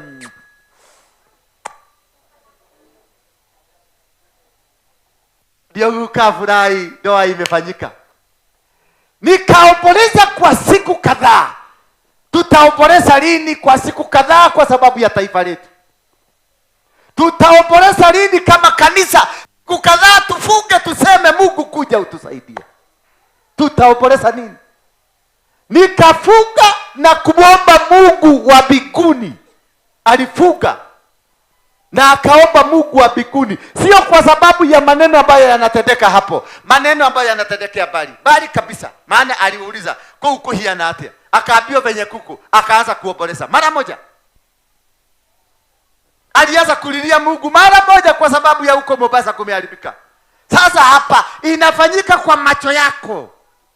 Live ni kitu unaona inafanyika. Unakuta mama na ni shosho. Na zamani hukiona mama ama baba kama huyu akikojoa. Ama kulikuwa nukionile. Muthuri agethikio katika hida. Maito. Nukionile. Lakini sasa unaona mzee kama huyu anafuga macho, anasema hawanioni, anafuga macho barabara katikati. Na kitoto kia mtoto wake ndio hicho kinapita, ni kisichana. Kingine ndio hicho kinapita, kinaangalia, kinaangalia pande mwingine. Maana mzee amefuga macho haoni. Unajua ukifuga macho hakuna mtu anakuona. Na hicho unamkuta hapo kando tu ya hapo tu kwa nyumba, ameida huko na amefanya hivi na amekaa hapo chwa na anarudi kwa nyumba. Sasa mimi kijana nimeona shosho akifanya hivyo, nimeona mami yangu akifanya hivyo. Sasa ni siku gani nitaheshimu wa baba yangu? Hiyo ndio maneno alisema. Nikisema Mwenyezi Mungu, Mungu wa mbinguni, wewe Mungu aliye mkuu na wa kutisha. Tukiita huyu Mungu, maana ni Mungu aliye mkuu na wa nini? Wa kutisha. Kwa hivyo ana uwezo wa kubadilisha. Ana uwezo wa kuleta maneno ikuwe sawa. Ana uwezo ya kusema wavulana hawataona na vulana. Maana aliingia Sodomu na Gomora akamaliza yote. Aliuliza Abrahamu, kama kuna mtu mmoja nitabadilisha. Kukakuwa hakuna. Basi moto ikamwagwa. So nitubadilishe ama moto imwagwe? Bwana Yesu asifiwe sana. Nitufanya nini? Tubadilishe ama moto imwagike? Ndio tukue na akili. Akamuita Mungu wa mbinguni, wewe Mungu aliye mkuu na wa kutisha. Unalishika agano lako na unawafadhili wale wakupendao na kushika amri zako. Kumbe Mungu ni Mungu ambaye anapenda sisi. Na anafadhili wale peke yake ambao wanampenda. Hebu uliza mwenzako, wewe unapenda Mungu? Muulize mwenzako, wewe unapenda Mungu? Wewe mzee nasema, uliza mzee mwenzako, unapenda? Muulize, wewe unapenda Mungu? Wacha kuniangalia wewe, uliza huyo mwenzako, wewe unapenda Mungu? Unafuata amri za Mungu? Amekwambiaje? Anapenda Mungu? Hebu muulize, na hii aibu uko nayo mingi ni ya nini? Muulize, na hii aibu uko nayo mingi ni ya ulitoa wapi? Kama unapenda Mungu na unapenda maagizo yake, kulifanyika nini aibu ikaingia? Bwana Yesu asifiwe sana. Lazima tubadilishe.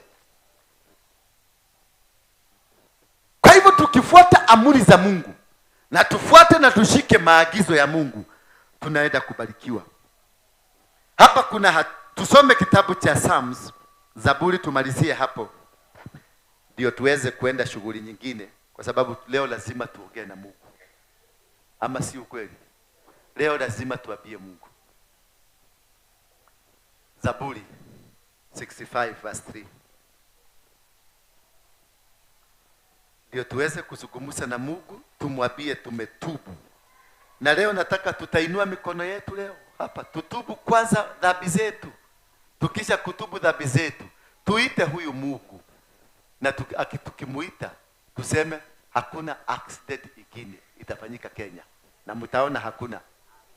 Tuitishe watoto wetu wa vulana waache kuwa mabibi, watafute wanawake. Na wasichana waache kuwa wanaume, watafute wanaume, si ndio? Yes. Zaburi 65 mstari wa 3 inasema, tunapolemewa na makosa yetu, wewe mwenyewe utusamehea. Tunapolemewa, maana sasa tumelemewa. Ama hatujalemewa? Tumelemewa. Mwambie mwenzako tumelemewa. Tumekwama kwa matope. Tumekwama kwa matope. Tunapolemewa na makosa yetu, wewe mwenyewe watusamehe. Kwa hivyo, na nitakuaje ndio atusamehe? Next verse please. Nitakuaje ndio atusamehe? Lazima kuna kitu tutafanya. Heri wale wanaochagua na kuwalete karibu, waishi katika maskani yako. Sisi tutasheleweza na mema ya nyumba yako, mema ya hekalu lako takatifu. Kwa hivyo tutafanya nini? Tutarudi kwa Mungu, tukae kwa mapenzi ya Mungu na njia za Mungu. Turudi kwenye hekalu ya Mungu, turudi kwenye makutano ya barabara, tuambie Mungu tumeukama dhambi zetu. Na kutoka leo sasa tunataka uliponye taifa letu. Maana alisema wale watu ambao wameitanishwa na mimi, wakatubu dhambi zao, wanirudilie, na mimi nitatibu nchi yao, nitabariki nchi yao. Kwa hivyo huyu Mungu yuko tayari. Siku ya leo yuko tayari. Sisi hapa tuko hapa, ndio Mungu ametuchagua. Na ametuchagua tuzungumzie taifa mzima. Ametuchagua tuzungumzie nchi yote. Ametuchagua tuzungumzie kanisa. Amechagua tuzungumzie huyo mzee. Tusimamie huyo mama, tusimamie huyo mtoto, tusimamie hii jamii mpaka igeuke. Aibu ituondoke, maana aibu imetushika. Aibu imetukamata. Hatuna jambo la kufanya, ni kusarenda tu kwa Mungu. Tuseme sasa tunahitaji msaada wako. Bwana Yesu asifiwe. Haleluya. Wangapi barikiwa mpaka hapa tumefika? Wangapi wameona ni vizuri kutubu dhambi? Ujabarikiwa mse? Wainua mkono wako juu kama umeona vizuri tutubu dhambi zetu. Yes. Pigia Yesu makofi. Lazima tutubu. Maana shida ambayo tuko nayo ni shida ya kidhambi.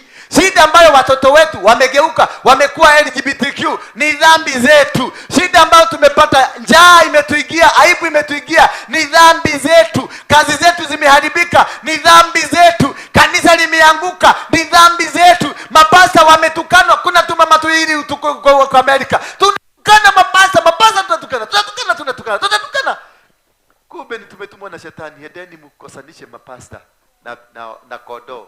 Ndio kondoo watukane mapasta, na ndio mapasta walaaniwe na mapasta. Mpango imepangwa. Na ni shetani amepanga hii mipango yote. Na tumeingia kwa hii mtego. Lazima tutubu. Mwambie mwenzako lazima tutubu leo. Yes, lazima. Na tukitubu leo Mungu atatusikia. Bwana Yesu asifiwe sana. Kama mimi nilibadilika, mimi nilikuwa mbaya.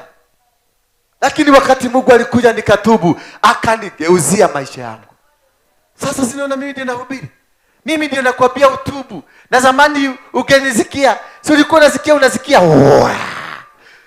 Sikia ati Waroigi ameonekana Itura. Nioneka huko Itura. Kuna mama hapa anaitwa sijui ni nani huko Kayole. Alijifungia kwa nyumba. Baka alikunia kwa karaye kwa sababu hangetoka nje, maana amesikia Waroigi ako area. Ati Waroigi ako wapi? Ako area. Mama kwa karai, akakunia kwa karai, maana hataki kutoka nje. Ati warege huyo sasa ndio anakuambia utubu. Bwana Yesu asifiwe sana. Huyu Mungu anajua kubadilisha. Haleluya. Huyu Mungu anajua nini? Huyu Mungu anajua kubadilisha. Na anapokuja lazima maneno inabadilika. Na leo tutabadilisha. Nego. Leo lazima tubadilishe. Daddy, lazima maneno ibadilike. Na tukiinua mikono yetu kwa sababu huyu mzee, simama. Huyu mzee saa hizi nendira kuririkana baba itu. Kauma na bara. Waruigi wakaja. Aya. Nekera kibanda niguo kwihuritie. Atwita kwa waruigi. Waruigi? Gudome. Ana mzee ameniangalia. Kana jidwa. Gagikire nako kibanda giki.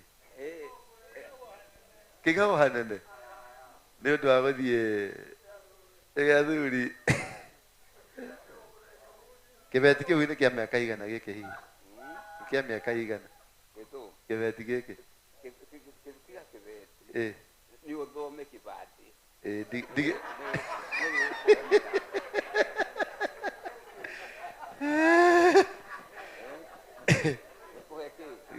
kĩnjĩre ũkũrũ wa kĩbandi na ũkũrũ wa kĩbeti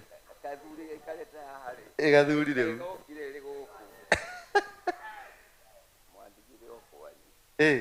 gũkũ banana kana nĩkũ twagũtigire ũyũ ũrakĩmenya ndũke kĩbandĩ ndũrehe gaka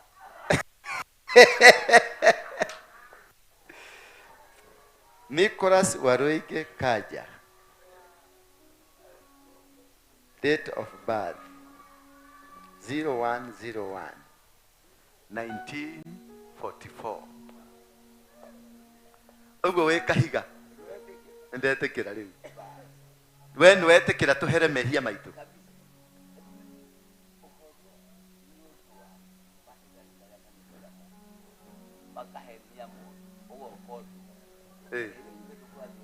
twi hamwe na ni kia camani nawe hagwitha kamuthe gakathia thia na hau ona ndwagenia muno me wakena ukiri bamĩrĩ yakwa ndatarĩ kũramũrire na thoguo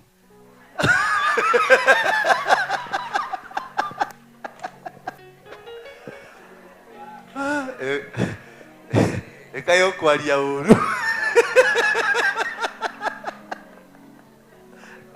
atende kura twarire nao ate twarire nao tikwaria uru tono nĩ mwatũteithia Pigiani mzee makofi. Oikaraga ku? Oikaraga ku? Oikaraga ku?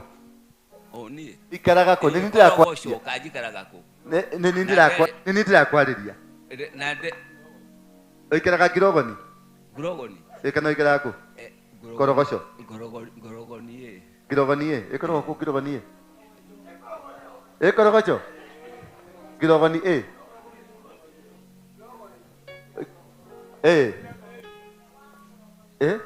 Uko die Girogoni ya Korogoco.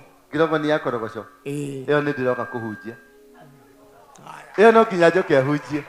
Ĩyo no nginya njoke. Na ũhiana baba.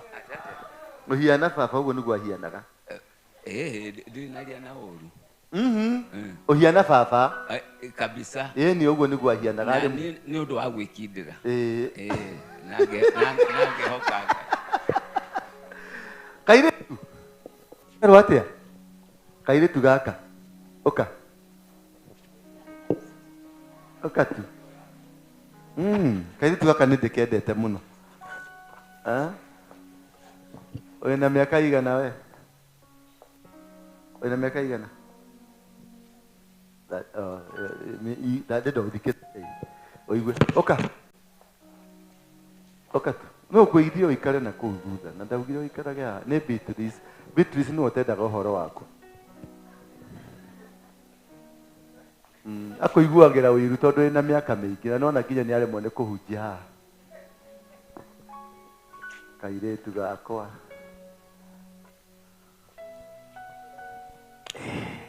Oka, tũthiĩ ũkahora.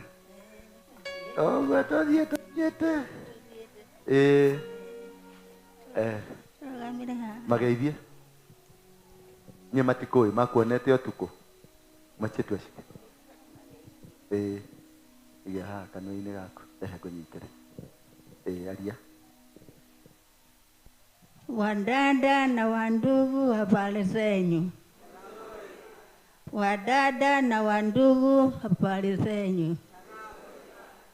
Majina yangu inaitwa Susan Wambui na inaokoka, inapenda Yesu kama mkombozi wa maisha yangu.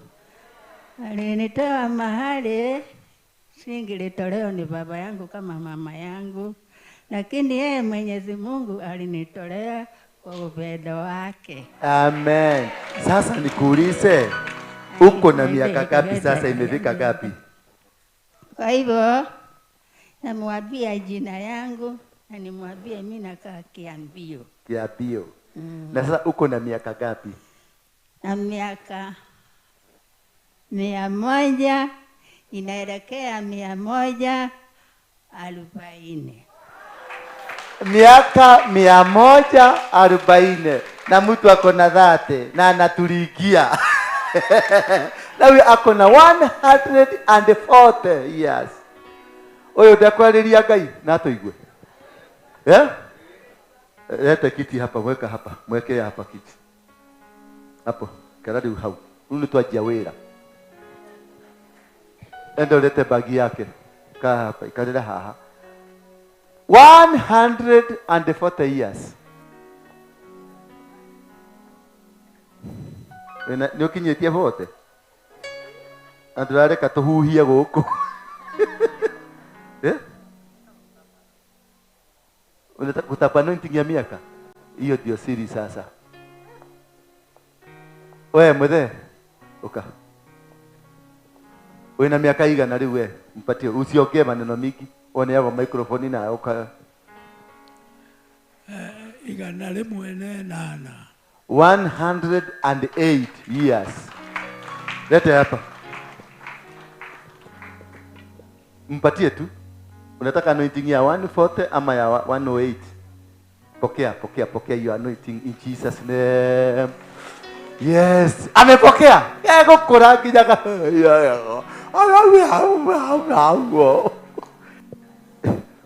Nitie shosho mwingine Maumau. Kuna shosho Maumau niliona hapa. Eko, ule muiru. Naona ule amevaa mweusi kama hii nguo yako. Muniletee yule. Ndiye alikuwa askari ya Dedan Kimathi. Huyo. Hapana, huyo. Shika yeye nguo lete. Lete hapa. Sasa tuko kazini. Sasa tunataka kuongea na Mungu, si ndio? Wajuaji tuache ujuaji kama namna gani? Aya ni omekwariria Ngai titu. Ithuĩ twĩna gĩko. Ũraire kũrĩ we.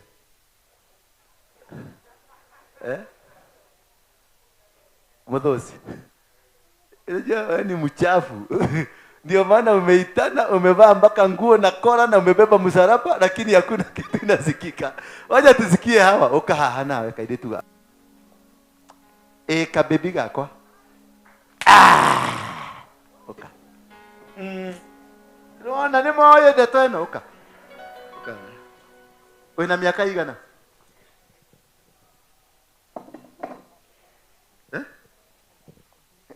Igana na 10 ikara haha. Na igana na 10. 110 years. Wewe na igana 62. Wewe afadhali no ureke tuhuhie. Shado kwa bakwaria niko kwera. Waikara hau. Unaona hujo, mzee kuja hapa. Walete pande hii. Tukarehe Maumau gũkũ. Ono ali muthigari wake Mathi. Mwana nake Mathi ko. Anyuire mumba ndakiumbura. Motito. Motito. Motito. Motito. Eni. Nake Mathi. Eni. Mukihinya andu. Eni. Kairetu. Okay. Beba kiti yake.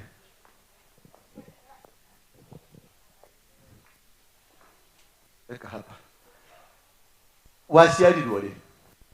Naciarirwo 1919. 1919. Amutirare katuhuhie guku. Andu a 1980 na 90. Andu a 2000. Muthuri ungi wa miaka igana rimwe hemu ni ngumuonete 100 years ama 99. Mzee ya kama thire ko ule tigana nake ule tajagera guku we na igana 90. Mzee wa 90 years. Nitafutie mzee wa 90 years mwingine. 90? Ha? 90. Ni huyo? Huyo ni wa 35.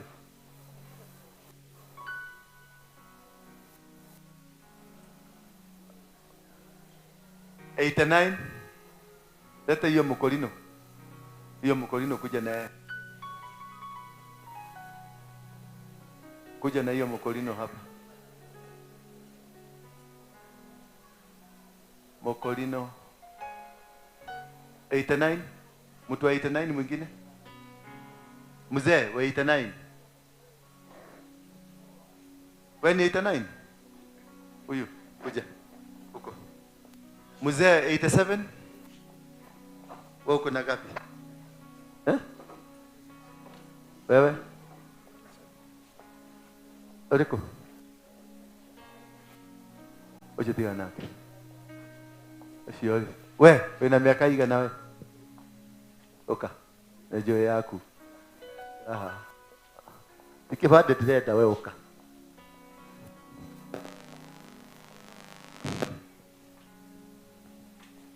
Waeke tu hapa, wakae hapa, wametosha hawa. Thank you.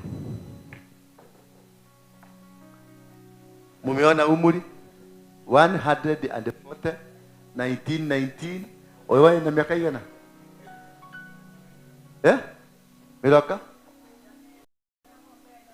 Miroko kenda nena ukahaha. Lete nikiti. Na yewe? Ukahaha 96. Ewe? Miroko? Weka tu hapa. Weka saidio.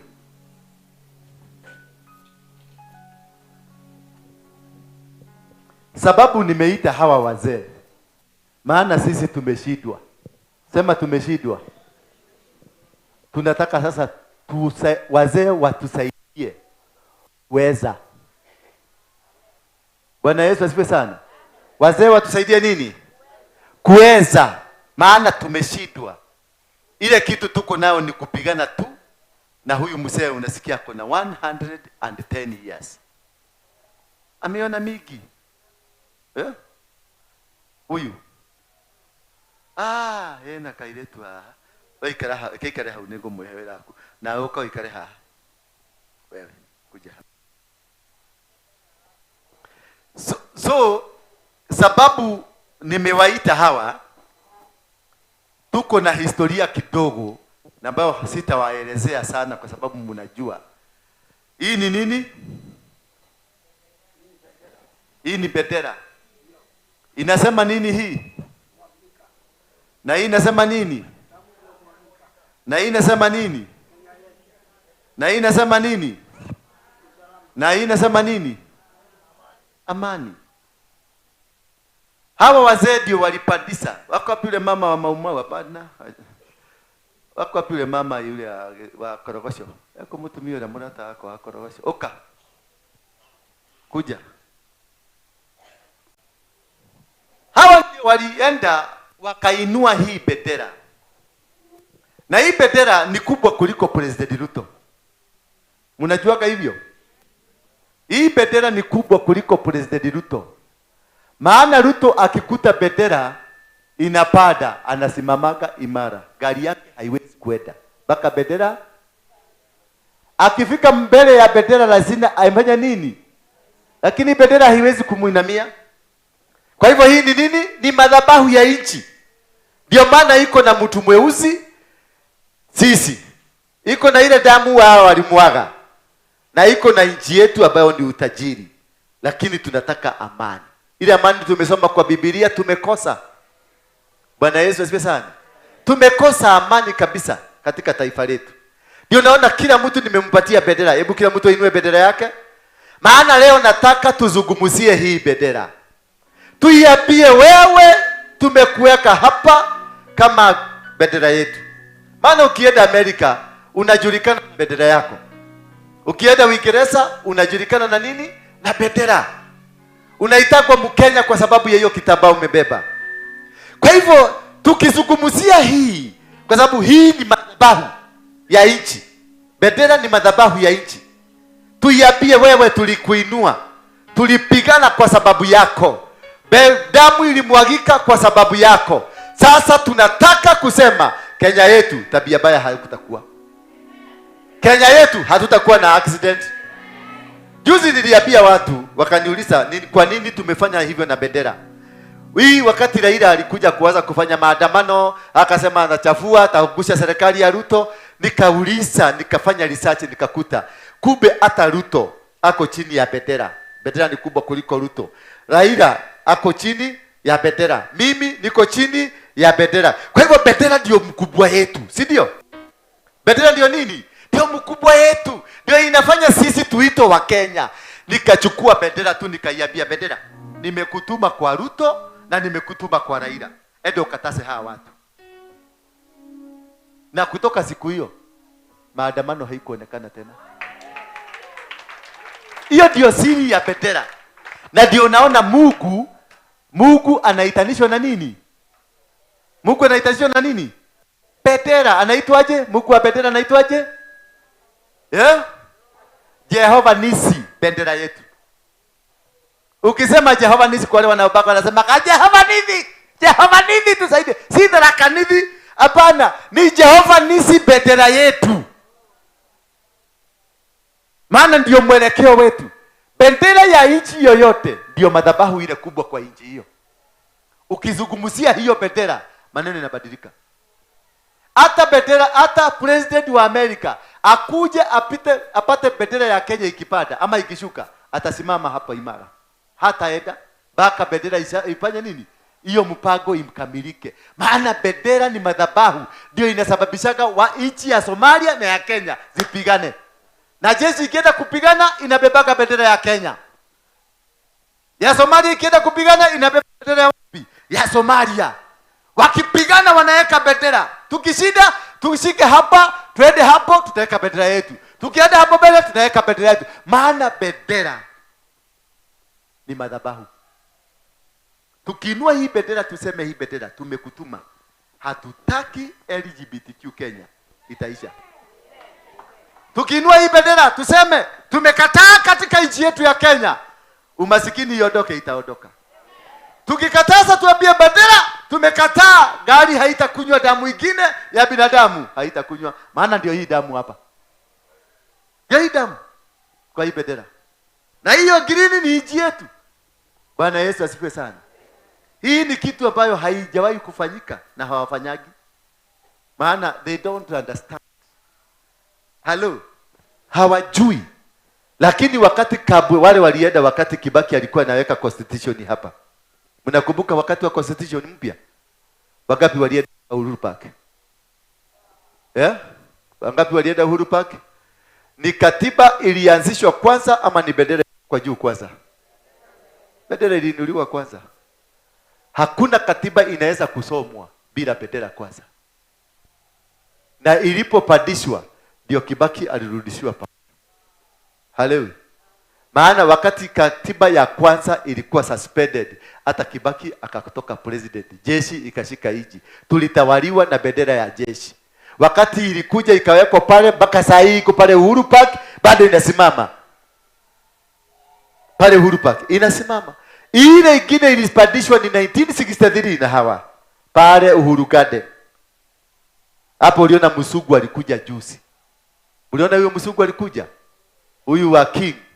Si alikuja mpaka hapo. Hakuenda State House kwanza, ali mahali walipatiana power ndio achukue power. Akaambia Ruto kuja, wakaenda wakaakisha kajugu kamoto kakawaka. Iji yetu ikaenda. Kutoka siku hiyo ma-accident ndio hiyo. Kutoka siku hiyo mashida ndio hiyo mingi. Bwana Yesu asifiwe sana. Lakini niliambia watu, akikuja afanye vituko na yeye ataenda hospitali. Si yako hospitali sasa? Halo. Sasa tutainua bendera yetu.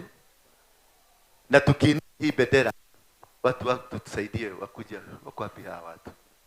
Sasa mnataka kuibia kaiboeka hii bendera hapa. Nigongona riu turaruta. Nigetha aria moe kwaria cia waru ingi makiarie biu. Iga ha. Neno ikirehe haha iga. Nere ya thayo urehe iga ha. Turetia ki? Turetia thayo. Ciana-ine citu, matura-ine maitu, mburi-ine citu, hiũ-ine maitu. Weka hapa. Thakame ndĩgũitĩka rĩngĩ. Thank you. Wakati wote watu walirudi kwa Mungu, macokaga na irio ciao matega mao. Si ndio? Leto tidia kanisa na matega maitu. Niletewe mabagi cha chakula hapo. Hizo tulete bagi kadhaa na zile zingine za shamba ziletwe hapa. Andu marutaga igongona na indo ciao, mahiũ mao, mbũri ciao, irio ciao na indo ciao ciothe. Harakisheni, bagi kama 5-6 hapo zimetosha.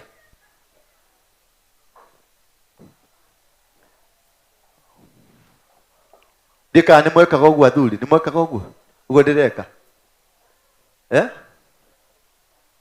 Hapo mnaona nikifanya? Ndivyo kuliko kunafanywa? Weka huko mbele. Huko mbele.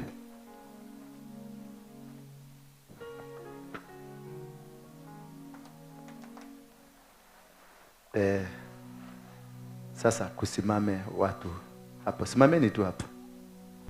Wakati wana wa Israeli waliambiwa kuhusu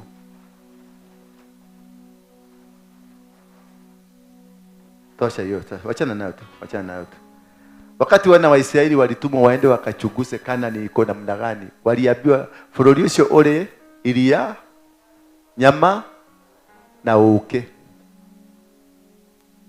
Icio nĩcio twahũthagĩra kũrathima. Halo, nazungumza na nyinyi. Wasia.com nazungumza na nyinyi wale ambao nakumbuka hii maneno. Kwa sababu tumeleta hizi chakula. David inua hii kitu moja hapo, chakula moja hapo. Sababu tumeleta hii chakula.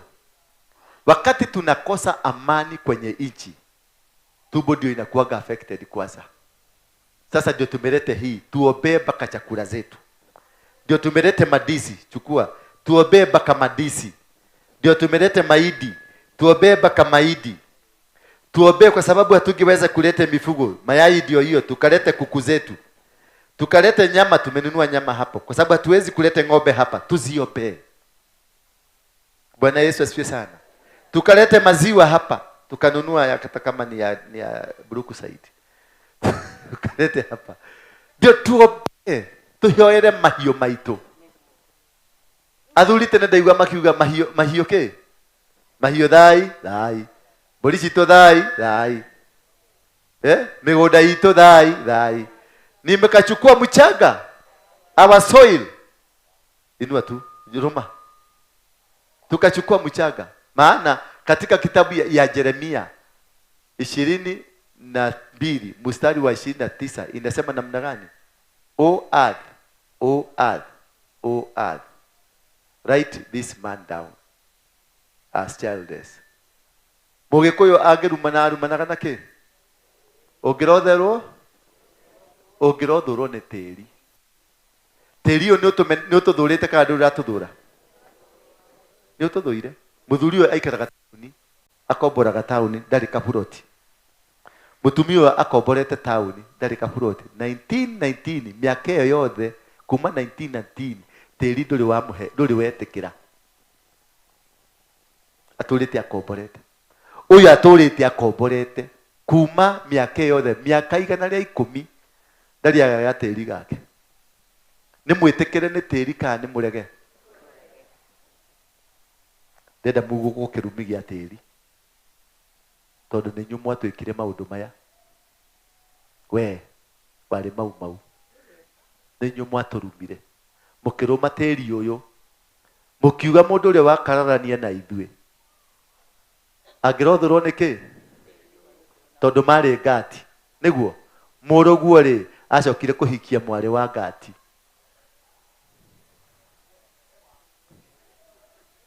Nĩguo, mũriũ ahikĩtie mwarĩ wa kĩ? Gati ĩrĩa arumire, maciarĩte kĩ? Nũ arumire mũriũ? Nũ urumĩte mũriũ? Guo thĩna wa bũrũri wĩna ũ?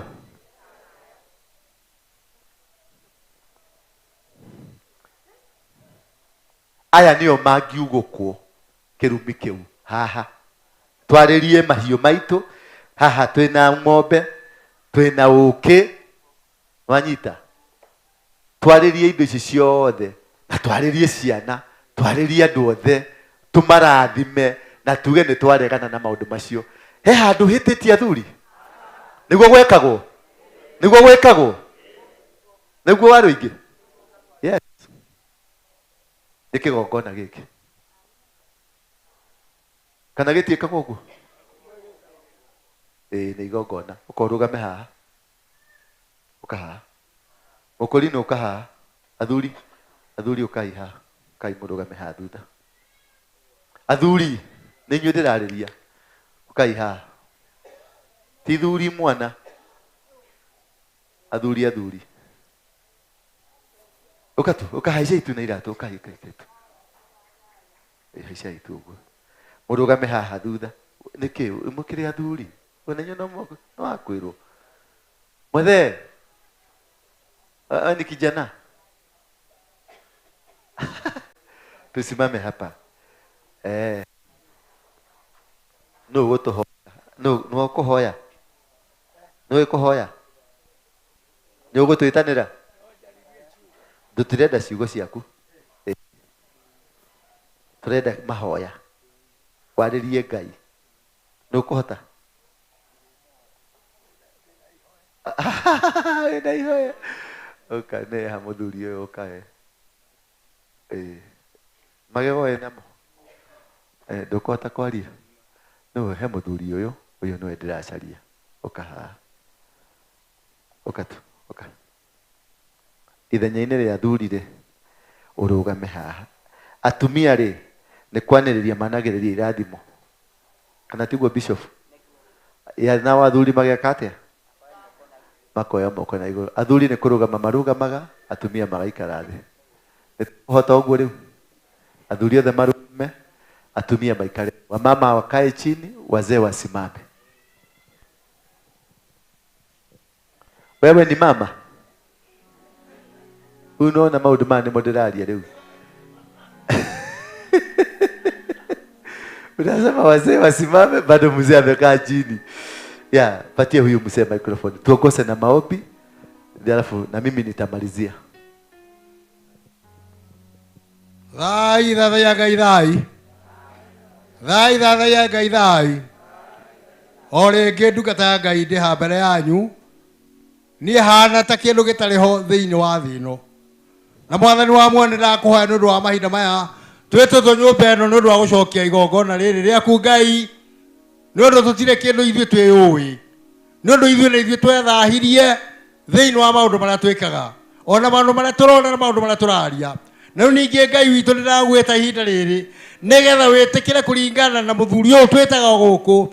Harĩa wamũrutire na harĩa ũmũigĩte Ngai. Nĩ ngwĩtaga kaingĩ nĩgetha o mũthingu atweta na ithu tukamwitika tondu ndungata yaku kuna na ihinda rĩrĩ nĩ ũndũ ndĩratwĩtĩte haha Ngai reke niĩ Mwathani njage ho mbere yaku Ngai na mbere yakwa twĩna athuri na atumia ĩtĩkĩra gũtũigua nĩ ũndũ wa ciana iria citũ twĩnacio Baba nĩ ũndũ twĩnacio na nĩciagĩte o mũthingu nĩ twarĩkia kwĩrwo atĩrĩrĩ Ngai onacio nĩ itwagĩire kĩene ithiaga njaga mbere itũ nĩ ũndũ nĩ twĩagĩte nĩ ũndũ nĩ twathahirie Mwathani wa muoyo nĩ ndakũhoya ndĩ ndungata yaku Ngai ngĩgwĩta ũnjigue na ũnjĩtĩke o kĩndũ tũhũ mũtheri ona wĩhia wakwa wothe Ngai ũnjehererie na nĩgetha wĩtĩkĩre ihoya rĩakwa ona rĩa ndungata ĩno Mwathani ngĩhoya na ũrimũ-rĩ njĩtĩkana ũgĩ wĩkũ igũrũ tondũ tũhũ mũtheri kũna Ngai ndĩrakwĩnyihĩria ũnjĩtĩke wĩkũ igũrũ rĩa gatatũ orĩra itoĩ ũrĩa ũhana ona ũrĩa ingĩhoya hoya na mahĩtia njĩtĩkana ũrimũ wakwa Ngai o kwenda-inĩ waku Ngai ona rora Yesu Kristo Mwathani witũ ndahoya ndetĩkia. Amen. Baba, tunakushukuru na tunakuabudu. Hakuna Mungu mwingine kama wewe. Wewe tu ndio uliumba mbingu na ukaumba dunia. Dunia yote ni yako. Makabila yote ya dunia ni yako. Mifugo ni yako. Mimea yote ni yako. Tumekuja nazo katika ibada hii kwenye madhabahu haya kuungama dhambi zetu zote tulizozitenda kwa makusudio na dhambi tulizozitenda bila kujua. Nimeinua mikono yangu kwa mimi ni mchafu, kwa mimi sistahili hata kusimama mbele yako, kwa mimi sistahili hata kuitanishwa na wewe. Naungama dhambi hii maana tumetenda maneno machafu, matendo yaliyo na najisi, matendo ambayo hayawezi kusemeseka kwenye kinywa chako. Ninakuomba Baba ukatusamehea. Nakuomba venye Nehemia alisimama akangama akakulilia kwa siku kadhaa akitubu dhambi akisema unastahili kuabudiwa. Ninapokea mimea hii. Ninapokea hata mayai hapa yanasimamia kuku. Nyama hii inasimamia ng'ombe na mbuzi. Maziwa haya yanasimamia ng'ombe, mimea yote na mchanga huu na bendera hii ya taifa la Kenya. Kunena ya kwamba kutoka leo accident aina yoyote ile tunaifunga katika jina la Yesu Kristo. Mipango yoyote ya kutoa watu kafara na damu zao ndio madhabahu ya shetani iinuliwe Kenya, tunakataa katika jina la Yesu Kristo. Ninafunga kazi zao zote, dini zote za kishetani, mipango yote ya kishetani ninai-cancel katika jina la Yesu Kristo. Watoto wetu hawatabebwa kwenye LGBTQ. Watoto wavulana hawataolewa na wavulana. Watoto wasichana hawataolewa na wasichana. Wazee hawatatolewa damu kafara. Magari zetu na matatu hazitaua watu. Sonokaa hazitaua watu. Hata ndege hazitaua watu, bali zitakuwa baraka kwa binadamu. Kenya itabaki kuwa huru. Kenya itabaki kuwa taifa lako. Kenya itabaki kuwa taifa lenye ushindi katika jina la Yesu Kristo. Ninafunga madawa za kulevya, ninafunga usherati, ninafunga wizi, ninafunga kuonewa ama kuchekelewa ama kudhulumiwa ama kuteswa na wale watu walio na mipango ya kuleta one world order. Kenya haitakubalishwa kuwa ya one world order, maana sisi ni taifa tukufu, taifa la Yuda katika jina la Yesu Kristo. Kenya, you are a holy nation. Yes. Wewe ni taifa takatifu. You are a nation of Judah. Oh, yes, Jesus. Nations will be blessed because of you. In the name of Jesus. Millions will come and tap anointing from you. In the mighty name of Jesus. Kenya, I speak to you. Yes. That no demonic agenda, no plans of the devil, no evil in this country that will prevail. You are a holy nation, a nation to bring the revival of the gospel of Jesus Christ. That every evil agenda from the Freemasons, from the devil worshippers, from the world order generation, They will never succeed. In the name of Jesus. Kenya is for Jesus. In the name of Jesus. Kenya, you are for Jesus. Oh, yes, Lord. The true Jesus. Oh, God. The Jesus that was born to bring redemption unto this nation and to the people of this nation. A nation that is full of prosperity. A nation that is full of blessing. A nation that is full of the blessings of God. Kenya, Kenya, Kenya. Hautamwaga damu tena kwa ajili ya makabila. Hautamwaga damu tena kwa ajili ya siasa. Hautamwaga damu tena kwa ajili ya road accident. Hautamwaga damu tena kwa ajili ya uafiaji wa mimba. Kenya, Kenya, Kenya, nchi takatifu, nchi ya Yuda. Nchi hii haitakuwa na vijana wagee, haitakuwa na wasichana wagee. Wazazi wetu wataheshimiwa, nchi yetu itabarikiwa. Kenya umebarikiwa, Kenya umebarikiwa, Kenya umebarikiwa, Kenya umebarikiwa. In the name of Jesus. Somebody say amen. Inua bendera yako juu. Lift up your flag. Kisha wale wako na candles, wale wako na candles tuwakishe moto mpya wa Kenya. Tuseme from today, sema kutoka leo mifugo yetu itakuwa, kutoka leo chakula chetu kitakuwa, kutoka leo watoto wetu watabarikiwa, wazazi wetu watabarikiwa, nchi yetu itabarikiwa, barabara zetu zitabarikiwa, boma zetu itabarikiwa, rais wetu atabarikiwa, serikali yetu itabarikiwa. Nchi yetu ni nchi takatifu, ni nchi takatifu. Hatutakubalisha uabudu wa shetani. Hatutakubalisha makanisa ya shetani, madhabahu ya shetani. Ibomoke, ibomoke, ibomoke katika jina la Yesu Kristo. Akisheni kando, ni nyinyi ninaongojea. Yes.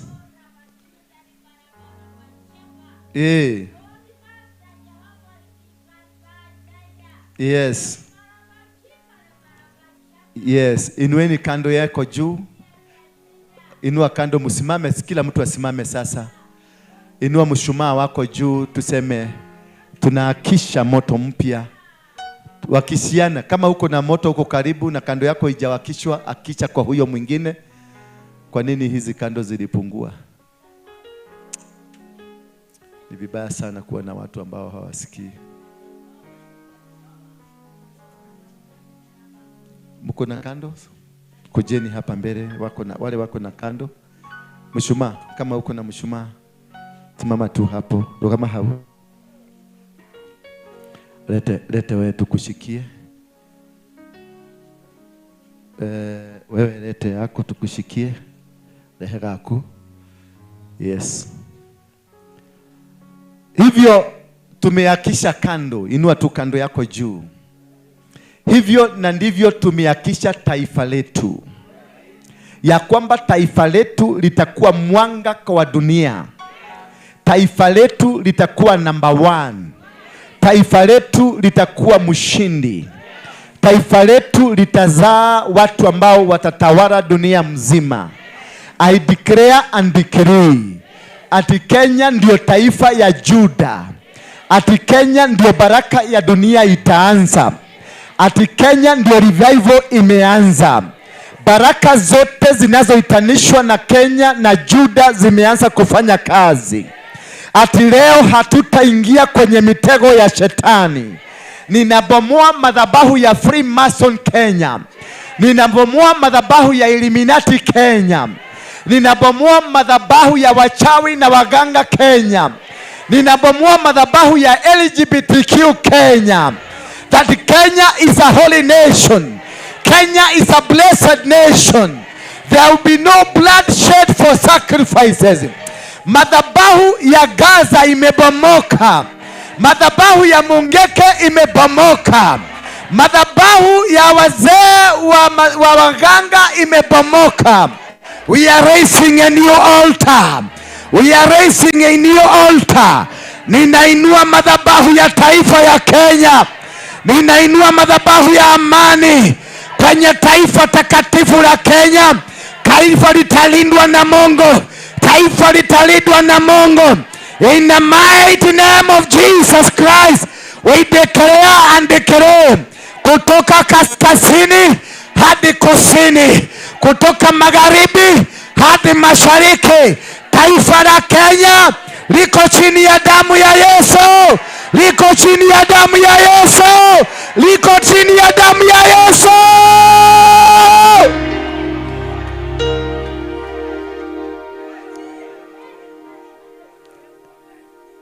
Mifugo yetu na ikakue. Sema amen. Mifugo yetu na ikakue.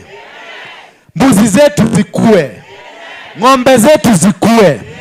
Punda zetu zikue. Ngamia zetu zikue. Kuku zetu zikue. Mifugo yote ikue. Mimea yote ikue. Vijana wetu wakue. Wazee wetu wakue. Wamama wakue. Wababa wakue. Wavulana wakue. Wasichana wakue. Magonjwa ya ukimwi iondoke. Kansa iondoke. Nikitaja ugonjwa nasema iondoke. Kansa, ukimwi, LGBTQ, pressure, visukari, uenda wazimu, bipolar, magonjwa aina yoyote katika taifa la Kenya. Tunainua madhabahu. We raise a new altar. Madhabahu mpya ya kwamba kutoka leo hakuna Mkenya atadhulumiwa. Nchi yoyote ile. Wakienda UK watakubalika. Wakienda Amerika watakubalika. Wakienda Australia watakubalika. Wakienda Canada watakubalika. Mchanga wa Kenya. O earth, O earth, O earth, hear the word of the Lord. Write all Kenyans down. They will prosper. They will have children. They will be rich. They will succeed. No demonic agenda that will be done on new soil, the soil of Kenya.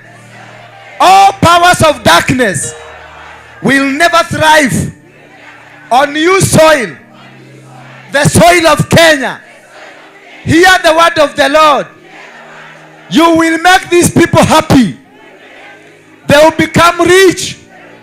You will give them cars. You will give them riches and the wealth. They will succeed. They will never be defeated.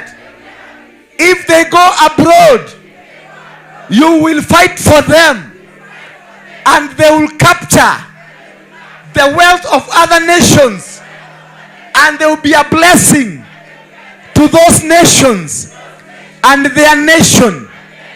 You, Kenya soil, in Jesus' name.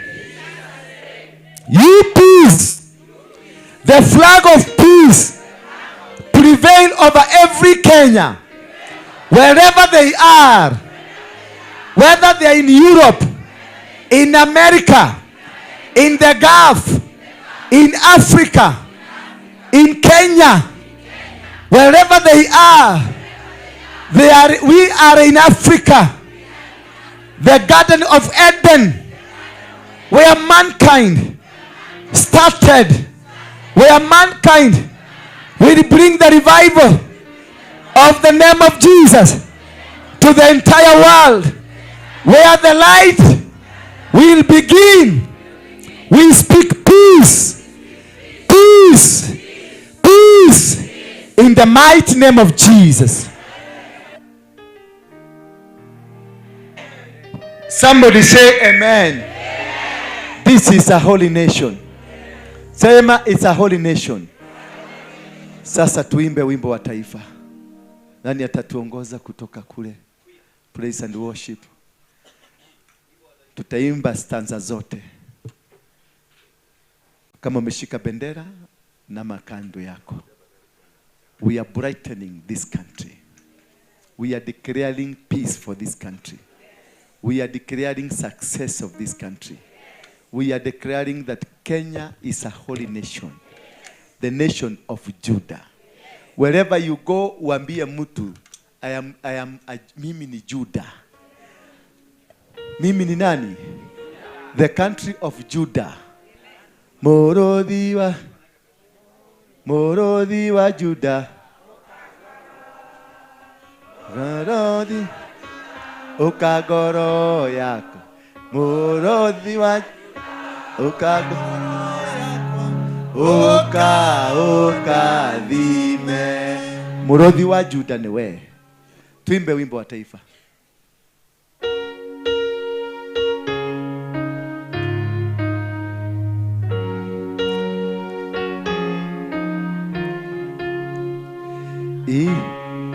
Yaona misi na tukae na amani nao,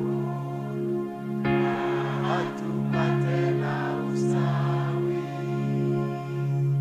Amkeni ndugu zetu, tufanye sote bidii.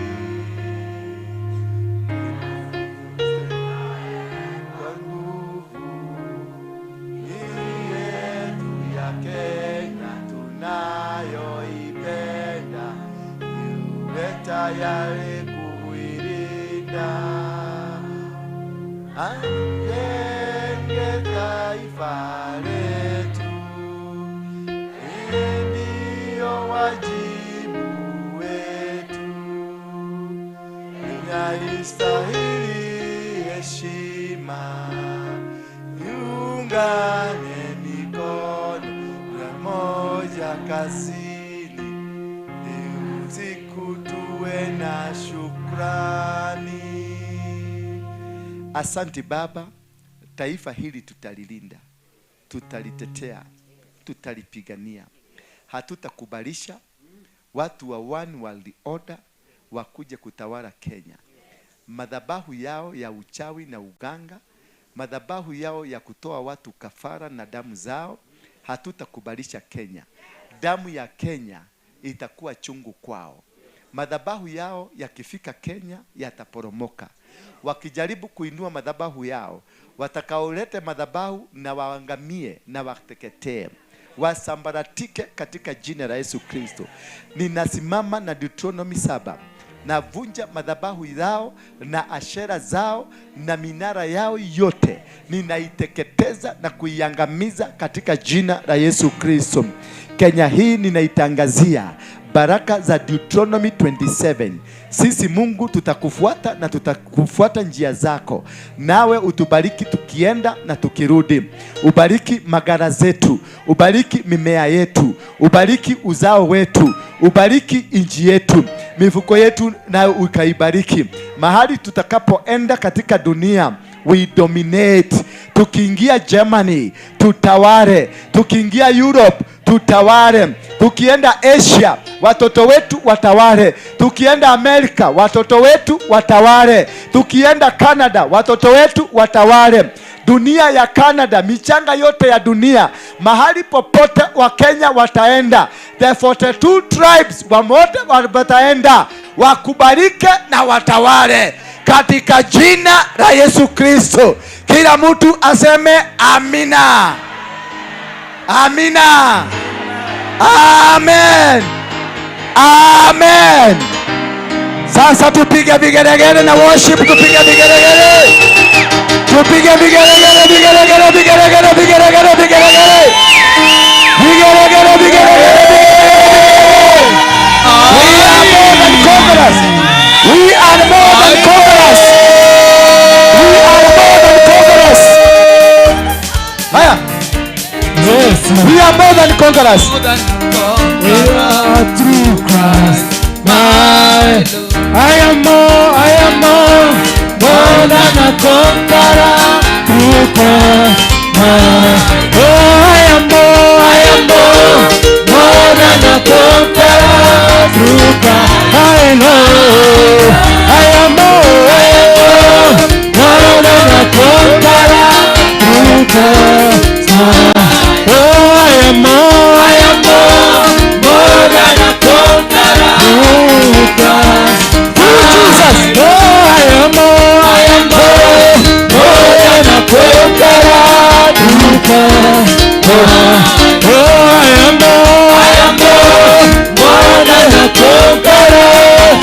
Christ. Oh,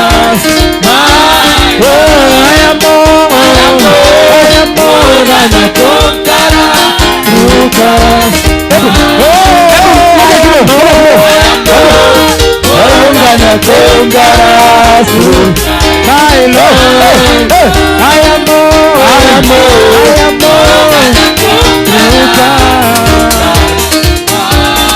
yes, I am more than a conqueror. My Lord, I am more than a conqueror. Shikilia hapo. Where is my microphone? Watu ni watu wanapiga hii madhabahu isianguke. Inua mkono wako juu. Sema kutoka sasa. Mimi niko huru. I am free. I am more than a conqueror. I will not be affected. Sitateswa na magonjwa aina yoyote, wala umaskini, wala uabudu wa shetani. Kutoka sasa ninaiweka nchi yangu Kenya mikononi mwa Mungu, na hakuna siku mapepo yatawezana na Kenya. Madhabahu ya shetani hayatakamata Kenya tena.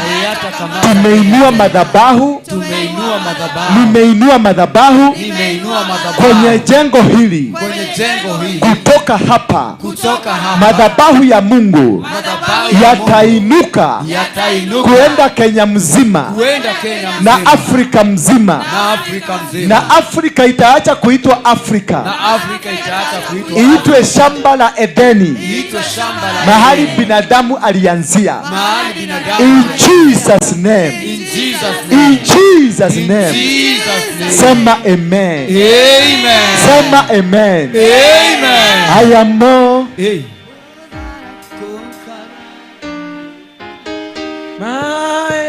I am more than a conqueror through Christ. Oh, I am more than a conqueror through Christ. I am more than a conqueror through Christ. Oh, I am more than a conqueror through Christ. Thank you. Sasa tunataka mzee mmoja huyu, ule mama mzee sana. Katu chini. Kaleta getege yako. Mpatie microphone. Ndĩrenda warĩrie ciana cia Kenya kĩrathimo.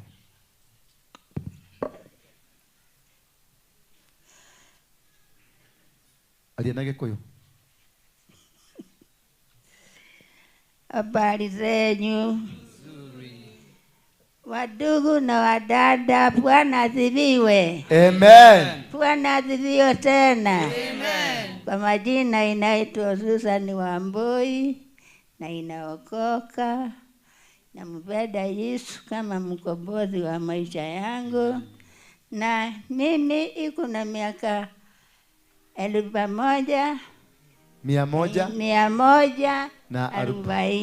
Asante, mpigeni makofi. Hivyo Sasa mwambia wadada na wandugu tukae kwa Bwana tukijua pale tunaelekea. Amen. Thank you. Muse we aliria rathima ciana cia Kenya na utuohorithie kuma kirumi kia tiri alie tukirathimo tugatithio kiaria maundu maingi. Muriega inyuothe muriega ringi kumona haria kiambiriria-ini riria kwari bara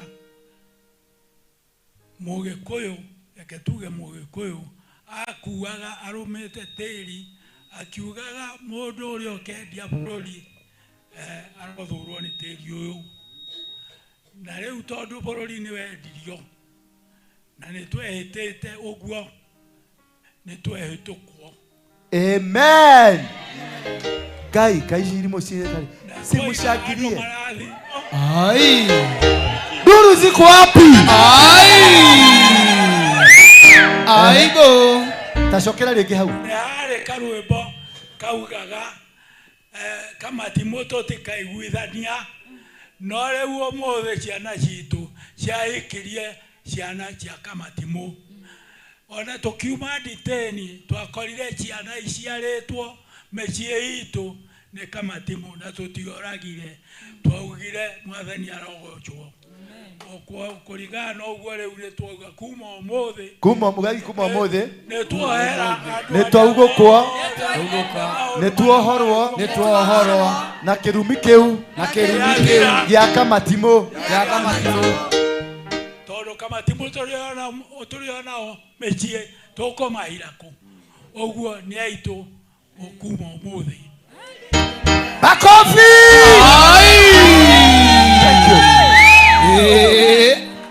Kerumi o giothe gikunyitite nundu wa miario ya thuria ya na tumia ya nikiaugukwo thiini wa ritwa ria Jesu Kristo. Amen.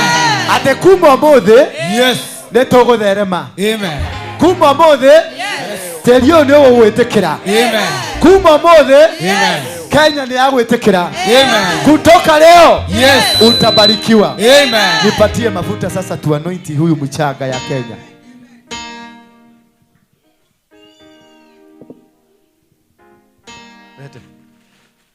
Ukuja hapa hii.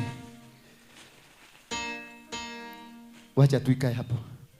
Katika jina la Baba, la Mwana na Roho Mtakatifu.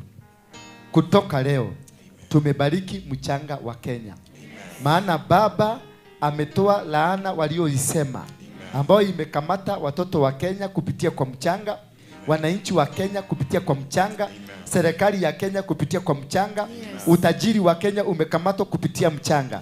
Na kutoka leo mchanga wa Kenya. Soil. O earth, O earth. Hear the word of God. Amen. Sikiliza neno la Mungu. Kutoka leo vitu vyote vya kiutajiri ambavyo umepatiwa upatie watoto wa Kenya wapatie kutoka sasa. Amen. Hivyo ndivyo Mungu amesema. Watoto wote wa Kenya wabarikiwe. Amen. Wakiwa Kenya wabarikiwe. Amen. Na wakiwa nje ya Kenya wabarikiwe. Amen. Utajiri wa mboga, utajiri wa kuku, utajiri wa ng'ombe, utajiri wa mbuzi na mimea na mifugo, yote na ikubali Kenya. Yote na ikubali wa Kenya. Yote na ikubali ya Kenya. Na wewe madhabahu ninakuzungumzia. Kutoka leo watakao kuja watafute baraka yako na uwapatie. Watakao kuja hapa watubu dhambi zao na Mungu awakumbuke. Mungu awafungulie njia zao. Mungu wa mbinguni, ikumbuke bendera ya Kenya. Ninaibariki bendera ya Kenya. Ninaibariki. Amani ipatikane Kenya. In the mighty name of Jesus. Amen. Mubarikiwe. Amen. Amen. Amen.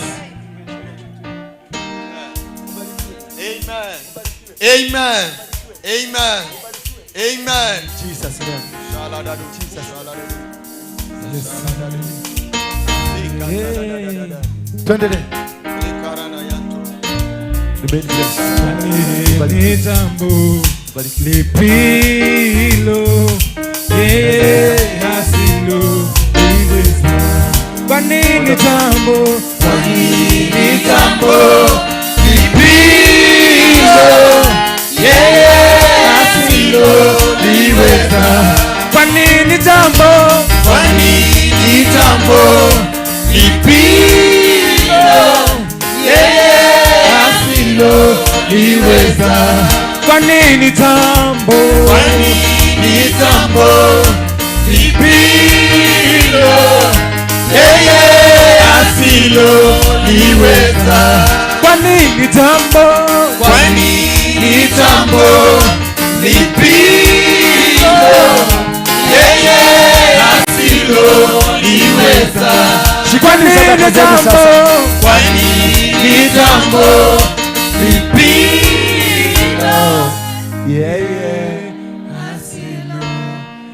Sasa shika sadaka zako kando, unaweza kuiweka chini, iweke chini iendelee kuwaka, uchunge nguo yako isichomeke. Alafu ushike sadaka zako ulete hapa kwenye madhabahu, ujishikanishe. Wewe baba, ondoka hapo. Ondoka hapo kabisa. Hiyo imevunjika. Hiyo ni nyungu. Najua haukuelewa. Wewe haukuelewa. Hiyo ni nyungu. Hiyo bakuli ni nyungu ile walivunja. Bwana Yesu asifiwe sana. Ile walivunja kwa sababu ya nini? Nyungu ilivunjwa kwa nini? Kwa sababu ya laana, kuondoa hizo malaana. Wewe haukuelewa, ndio kwa maana ilichomoka kwa mkono wako. Haukuwa na nia, lakini Mungu alikuwa na mipango. Si ndio? So, wasaidie kuweka kando lwa. Wewe mganga, wasaidie kuweka. Leteni sadaka zenu hapa. Anzieni hapa, wekeni hapa. Anzieni hapa nyinyi wote wa hapa. Alafu tuingie kwenye hilo. Wewe Degwas kutoka hapo, leteni padihi. Amkeni, sadaka leteni haraka. Wacheni na bahasha. Walete. Kama hawajapata bahasha, mungepatiana. Mtu akiingia kwa mlango pale, mnapatiana. And next time I don't want to see that hiyo nini tabia. Mtu akiingia kwa mlango mupatie bahasha. Ajipange mapema. Sio wakati nasema sadaka ndio mnaanza kupatiana bahasha. Mubarikiwe. Unapoekelea sadaka yako, unaambia Mungu kile ungetaka kufanyia. Unajishikanisha. Na hiyo maneno yote tunafanya, unajishikanisha. Kama wewe ni mgonjwa, ugonjwa imeondoka. Kama wewe uko na laana, laana imeondoka. Kama wewe una umasikini, umasikini imeondoka. Tuendelee sasa, tuendelee. Kwa nini jambo lipilo yeye asilo liweza.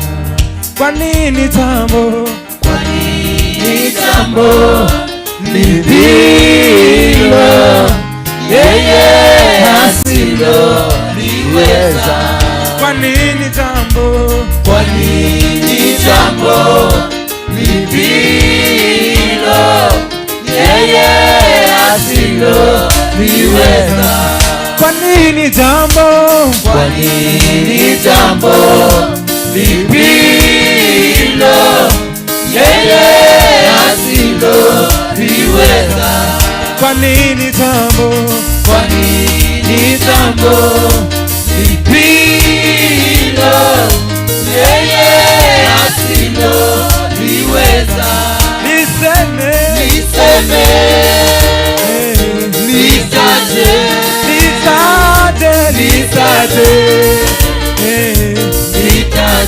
Kwa nini jambo lipilo yeye asilo liweza. Kwa nini jambo lipilo yeye asilo liweza. yeye ni baba wa yatima, tena ni Mungu kwa wajane.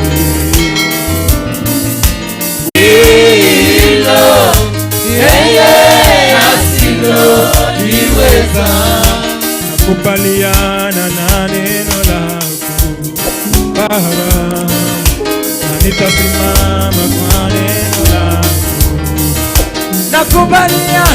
Nakubaliana na neno lako Bwana, nitasimama na neno lako Bwana. Nakubaliana na neno lako Bwana, nitasimama nakwambia uondoe hawa kwa neno lako Bwana. Nakubaliana na neno lako Bwana, nitasimama kwa neno lako.